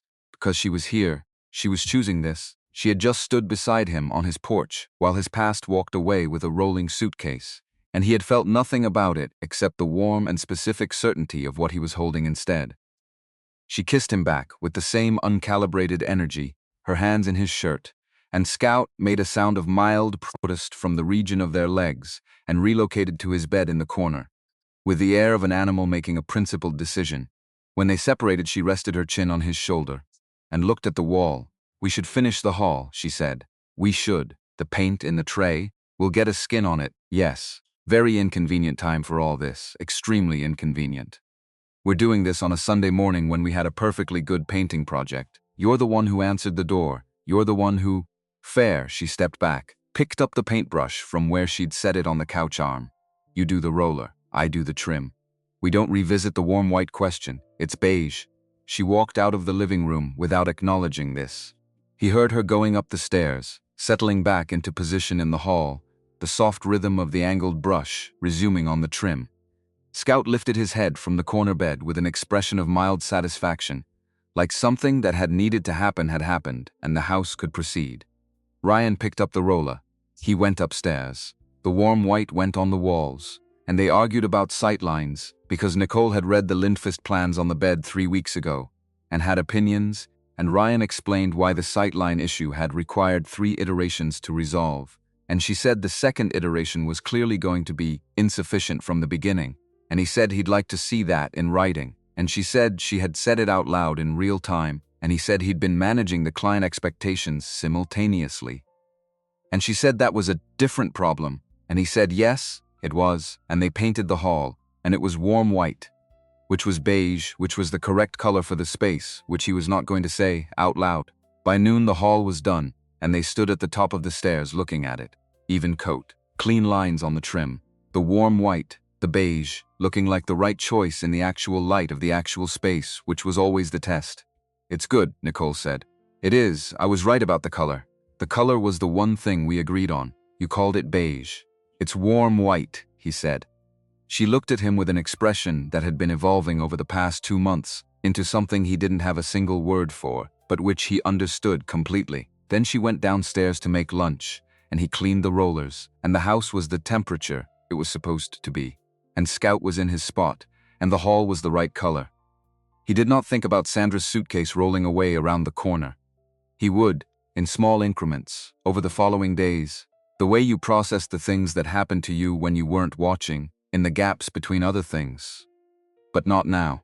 Now there was warm white paint and Nicole making lunch downstairs, and the Lindquist project finally, completely resolved. That was the present tense. It was enough. 3 days after Sandra's visit, Nicole waited for the other shoe. He could see it. He'd learned the inventory of her tells in 2 months of close proximity, and they were specific. She paused half a beat before entering rooms he was already in, the pause of someone checking the situation before committing to it. Her eyes moved to his phone when it buzzed. Just briefly, a flicker she redirected quickly, but not quickly enough. She laughed at the right moments, and then caught the laugh a fraction too soon, monitoring her own output for evidence that she was taking up too much space. She was waiting for the version where something changed. Where the clarity of Sunday morning turned out to have been situational. Where the shoe dropped. This was the part nobody thought to plan for. Not the confrontation on the porch, which had a structure and a through line and a conclusion. The days after. The ones where the adrenaline was metabolized and you left with Wednesday light, and the question of whether what you'd built was actually load-bearing or just looked that way until you put weight on it. Ryan thought about how to address this for approximately 12 hours before he acted, because he'd learned that with Nicole, action worked better than announcement. She was a person who trusted evidence over assertion. You couldn't tell her something was real. You had to show her something real and let her reach the conclusion at her own speed. Wednesday evening. She was on a call about the Pathway Home funding proposal, which had cleared the city council complication and run men immediately into a zoning variance issue. She'd apparently been predicting for 3 weeks, and which she was managing from the kitchen table with the measured patience of someone who had been here before and would be here again. He put on his jacket, said he'd be back in an hour, and she nodded without tracking him, which was exactly as it should be. He drove to the hardware store on Alberta Street.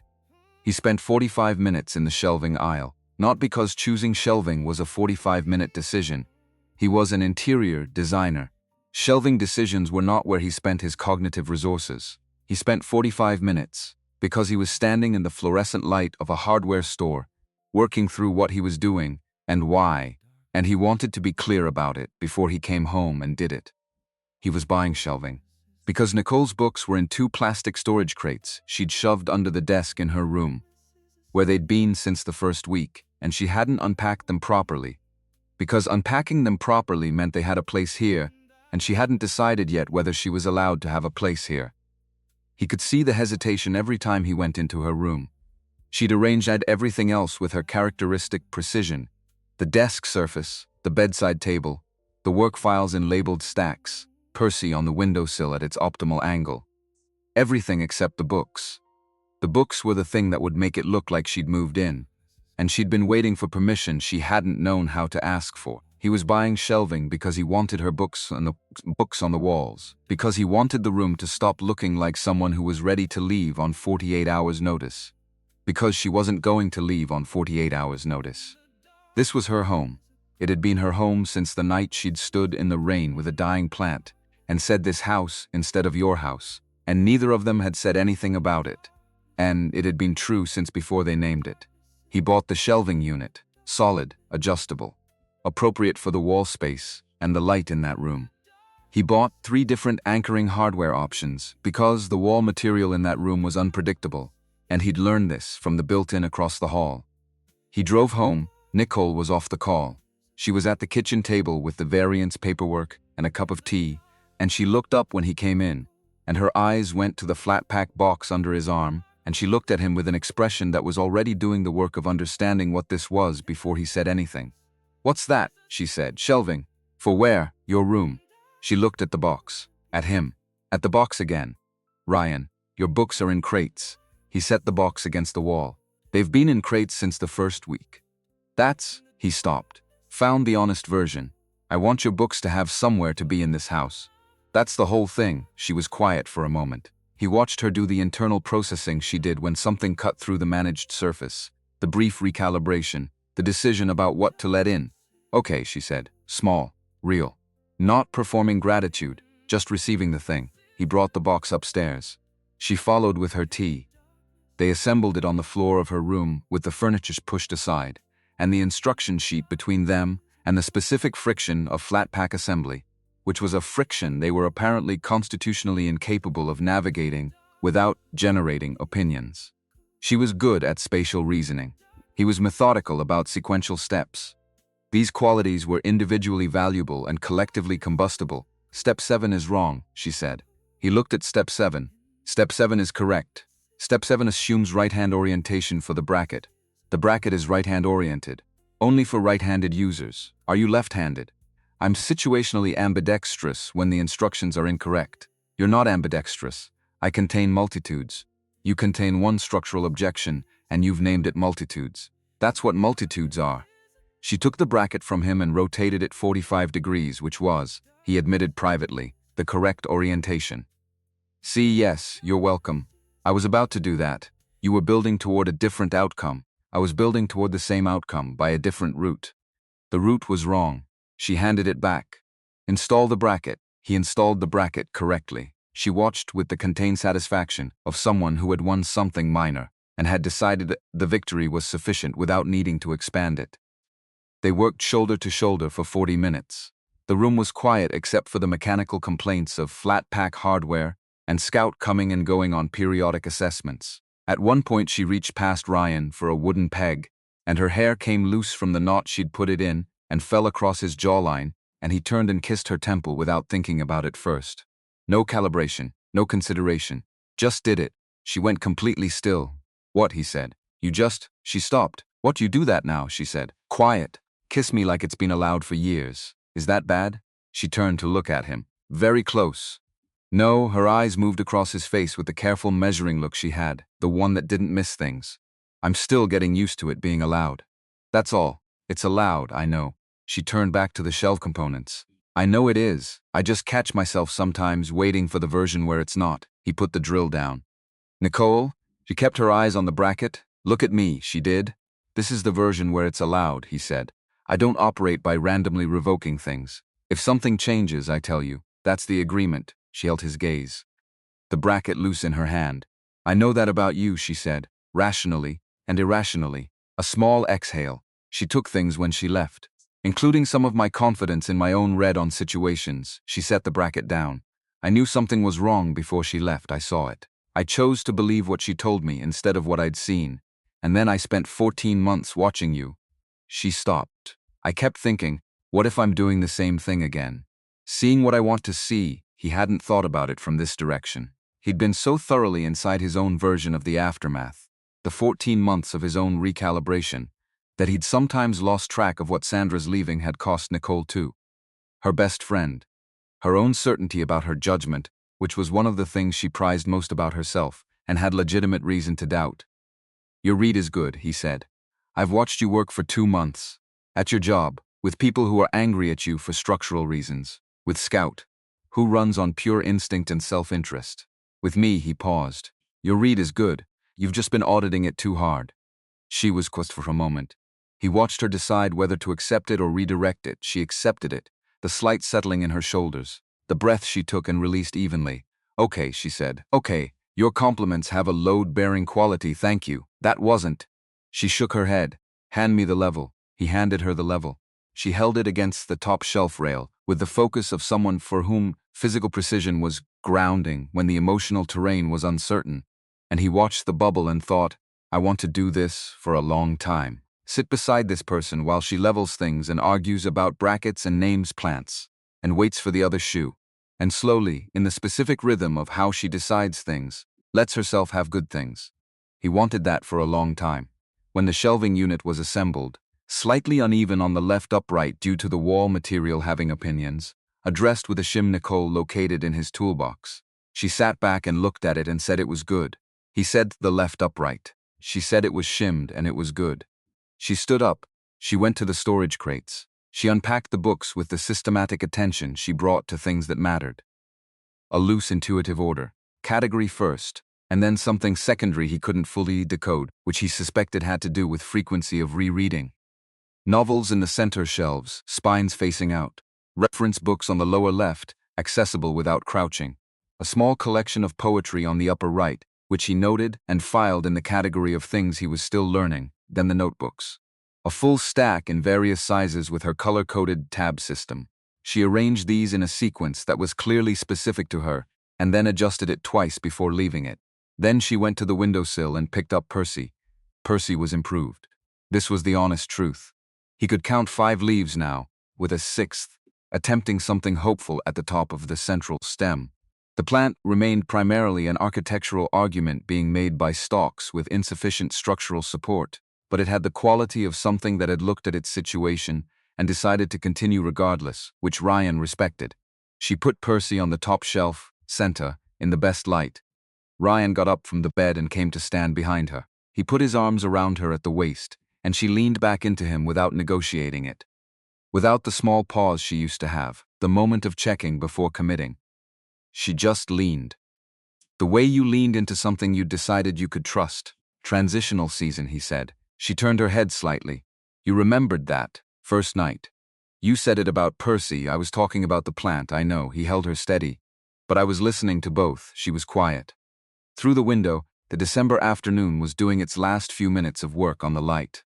Percy's newest leaf caught it and went briefly, improbably golden before a cloud shifted, and it was just green again. I love you, Nicole said. She said it the way she said things she was certain of, without managing the approach, without softening the landing, just directly into the air because that was where it belonged. Not a question, not a test. The fact of it, he turned her around, she let him. She was looking at him with the guard, fully down in the way that wasn't easy for her, and which she was choosing anyway. Standing in the room she'd finally unpacked, with the books on the shelves and Percy on the top shelf, and the shimmed left upright and the level lines. I love you, he said, also without ceremony. Also just the fact, she kissed first. He kissed her back with both hands on her face, and she made the sound she made sometimes, the one that had been held for a long time and kept finding moments to finally be let out. And this time there was nothing to interrupt it. No furnace, no phone, no history arriving with a rolling suitcase. Just the room and the books, and the plant that had survived against reasonable expectation, and the two of them in the middle of it. Just this. Just them. December arrived and the house finished becoming what it was, not in a single moment. In the accumulated weight of ordinary days settling into each other, quiet and incremental, until you looked up and the landscape had changed, and you understood that it had been changing all along. The second cabinet was entirely Nicole's territory now. 4 teas. A protein bar she kept there for early meetings, a brand of crackers that appeared to reproduce slowly and consistently on a schedule that tracked with the Wednesday grocery runs. Scout had moved from the hallway to the foot of Nicole's bed, a migration Ryan knew about only because he could hear the distinct sound of a 60-pound dog settling through the wall at approximately 11:30 each night. He did not mention this to Nicole. She would find something to say about it. He preferred knowing it privately. Sandra's email arrived the week before Christmas. 3 sentences. The books from the spring box. A jacket. A cast-iron pan from a kitchen store on Northwest 23rd. She hoped he was well. She was glad he was moving forward. She didn't mention Nicole. He read it twice. He forwarded it to himself with a note. He made coffee and brought Nicole hers, and sat at the kitchen table, and that was the complete transaction. The relationship with Sandra Anderson closed on a Tuesday at 7:15 in the morning. With no ceremony and no grief, just a logistics problem with a straightforward resolution. He boxed her things that afternoon. Wrapped the pan in dish towels because cast iron deserved careful shipping. Drove to the UPS location on Burnside and sent it. Came home. Nicole was still on her call when he left, and still on it when he returned. The pathway home zoning variance, which had been developing for 3 weeks, and which she had apparently been predicting since the city council complication surfaced. He heated the leftover soup from Monday and put a bowl on the counter for when the call ended and went to his office. She appeared in his doorway an hour later with the empty bowl and the post-difficult call expression, which was relief with a specific quality of relief that followed sustained, effortful patience rather than luck. The variance came through, she said. I heard the ending of the call. I was very calm. Magnificently calm. I have been practicing that particular calm for 3 weeks. She looked at the bowl. You made soup. I heated soup. The distinction matters. You made me soup. She said it a second time with different weight. Not correcting, not insisting. Saying it again because she wanted it to exist in the room as a real thing documented. Thank you. He turned his chair toward her. You're welcome. She crossed the office and kissed him, the bowl still in her hand, quick and warm and slightly complicated by the bowl, and entirely right. She stepped back and looked at him with the expression he'd been learning the full range of for 2 months. For a lot of things, she said. But also the soup. He put his arm around her waist. She stayed for a moment. That moment she allowed herself sometimes, close without going anywhere, letting herself have it before the practical world reasserted its priorities. Then she stepped back. I have variance paperwork while the momentum holds. Go. Don't be up too late with the Lindfist windows. The Lindfist windows are done. She stopped. Turned back. The sight line? 3rd adjustment, 6 inches, 8% glazing. Clean. She looked at him. Her expression did something he recognized as pride, though she'd never name it that, and was grateful for, though she'd also never name that. Good, she said. I knew you'd find it. She went to the kitchen table. He heard the laptop open. He turned back to the resolved plans. The Lindquist project complete. The plans clean and correct. and sat with the satisfaction of a thing finished properly. He thought about the flower boxes. He was going to fill them in the spring. He was going to tell her this soon. Not tonight. Tonight she had variance paperwork, and he had the clean feeling of a resolved sightline, and the house was warm, and Scout was in his spot. And the second cabinet held 4 kinds of tea, and that was the present tense. The present tense was good. The Sunday dinner was Nicole's idea. She proposed it on a Wednesday in mid-December, with the focused energy of someone who had identified a gap in the operational plan and was moving to close it. They had been appropriately insulated, she said. Insulated the way new things needed to be insulated, protected from outside friction while they figured out what they were. Which was right, but they couldn't do it indefinitely. Their friends were politely not asking questions, because they were good friends who understood the concept of giving people time. And politeness of that caliber had an expiration date, and Nicole preferred to shape the narrative before the narrative shaped itself. Ryan said she wanted to control the narrative. She said she wanted to have people over for dinner. He said those were the same thing. She said, come help with the menu. 8 people. David and Jess. David, who'd worked at Meridian Build 3 years ago, and had the particular quality of a person who paid quiet attention to things. Jess, who worked with Nicole at Pathway Home, and who Ryan had always understood was sharper than she chose to demonstrate in casual settings. Marcus and Claire from Ryan's gym, who knew him as a person without obvious complications and would need to update their model. Kevin from Meridian, who had received Ryan's 3-sentence text about Nicole moving in and responded with a single emoji that communicated approximately 6 simultaneous positions on the matter. And Priya and Sasha from Pathway Home, who arrived together and immediately made themselves comfortable in Ryan's kitchen in the easy way of people who had heard it described accurately. It was imperfect in the good ways. Nicole burned the bread, a clean char on the underside, which she declared was an intentional technique, which no one believed, which everyone accepted. Ryan's post ran 4 minutes long, because he'd been mid-sentence with David when the timer went, and the pasta had made an independent decision about its own texture. The seating involved 4 matching chairs and 2 that didn't, and Ryan briefly cared about this, and then didn't. And Kevin sat in one of the non-matching ones without registering its divergence. It was good because the table was full, and the conversation moved the way. Conversations moved when people who knew each other at different depths were finding the shared level, overlapping, self-correcting, occasionally all going at once in the overlapping way that meant everyone was comfortable. Scout conducted a professional perimeter survey and was successfully rewarded twice, once by Priya, once by David, and maintained plausible deniability about the second instance.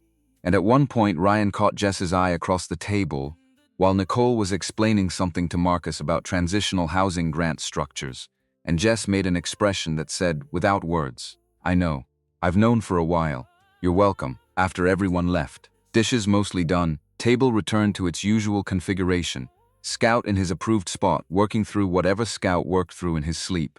Ryan found Nicole on the porch barefoot, in December, wearing the thick cardigan she'd acquired in November, the provenance of which remained under administrative review, with a glass of the last of the dinner wine, and the settled look of someone who had done a thing they wanted to do, and found it as good as they'd imagined. He came out with his own glass. Stood beside her. The street was quiet. The propane heater was doing its work. The neighbor's porch light cast orange across the wet sidewalk, and the oak at the corner still had its last few leaves, hanging on past the season because letting go required the right gust. Jess likes you, Nicole said. Jess has always been polite to me. Jess doesn't spend politeness on people she doesn't actually like. She's efficient with it. Nicole glanced at him sideways. She told me in the kitchen that you look at me like someone looking at something they're not sure they deserve yet. He was quiet for a moment. What did you say? I said it was the most accurately inconvenient thing anyone had said to me in months. She looked back at the street. Then she hugged me without warning, and then the bread situation happened and the moment passed. He put his hand on the rail beside hers, close. She shifted so their fingers overlapped. The street was still. The heater worked. The last leaves of the oak held on. I keep thinking about something, she said. Which thing? November. The porch? She turned to face him. You said what you wanted was already here, he remembered. The mug on the rail and the wood smoke and the specific simplicity of the answer. It was true, he said. She held his gaze for a long moment. I was ready for every hard version, she said. I'd prepared for complicated. I wasn't prepared for it to just be true. Sometimes it is. Not usually. No, he agreed. Not usually. She turned back to the street, her shoulder against his arm. The December night was cold and clear, and the oak tree held its last leaves with the patient determination of something that had decided not to let go until it was ready. You're thinking, she said, always, about the Lindqvist windows. They're resolved. She looked at him. About what then? He looked at the empty flower boxes along the porch rail. The ones she'd said once, in passing, looked like they were waiting. Spring, he said. She followed his gaze to the boxes. A pause while she read it. She was good at reading what he meant through what he said, at receiving information at its actual frequency. The slow smile moved across her face. The real one, not the bright social one. The one that was for things she hadn't expected to get, which were the best things. Okay, she said. He covered her hand on the rail. Okay, she said again, quieter. Not the flower boxes, the last leaf let go. It came through the yellow porch light slowly, turning once, and landed flat on the wet sidewalk below. Not falling so much as arriving at the place it had been moving toward all season. Scout appeared in the doorway. He stood at the threshold and looked at both of them, with the resigned patience of an animal who had made his peace with cold-weather porch situations, as long as they were communal. He sat down at the threshold. He stayed. Ryan Robinson stood on the porch of the house he'd bought with large plans, and a mortgage that was still 3 years from comfortable. The house had a bathroom that was 3/4 finished, and a furnace with ongoing opinions about pressure differentials, and a basement shelf holding a ceramic bear between paint cans and old tax returns. The hallway upstairs was warm white, which was the correct color for the space. The second cabinet held 4 kinds of tea. The top shelf in the room at the end of the hall held a plant with 6 leaves that had been dying in October and had decided, against available evidence, to continue. He was standing next to a woman who had arrived in the rain with 2 suitcases and a plant she'd named and a truth she'd been carrying for 14 months. She had moved into the space he'd been living in at reduced occupancy and had filled it without crowding it, had become part of the house in the specific way of things that were supposed to be there. Not because they were convenient or available, but because they fit. She leaned into him. He put his arm around her. The street was still. The heater worked. Scout held his position. He had grieved the thing that ended. He had done that work honestly and come through it. And on the other side of it was this. Not a consolation, not a replacement, not the product of proximity and circumstance. This was its own thing. The thing that had been building since before he'd known it was building. In every moment she'd showed up without being asked. In every Tuesday with the tile spacers and every bowl of chili, and every text when Scout had surgery and every morning with the coffee already made. Exact, no sugar. He was home. Not the word he'd been performing toward himself for 14 months, hoping it would become true if he said it enough. The real version. The one that didn't require maintenance. The one that was simply structurally true. The way a room was right when it was right, when the proportions held and the light fell correctly, and you stopped having to ask yourself whether it worked because the room had already answered. He was home, and she was in it, and the oak leaf had landed, and Scout had stayed, and the house held them both in the December dark, and nobody in that house was waiting for anything anymore.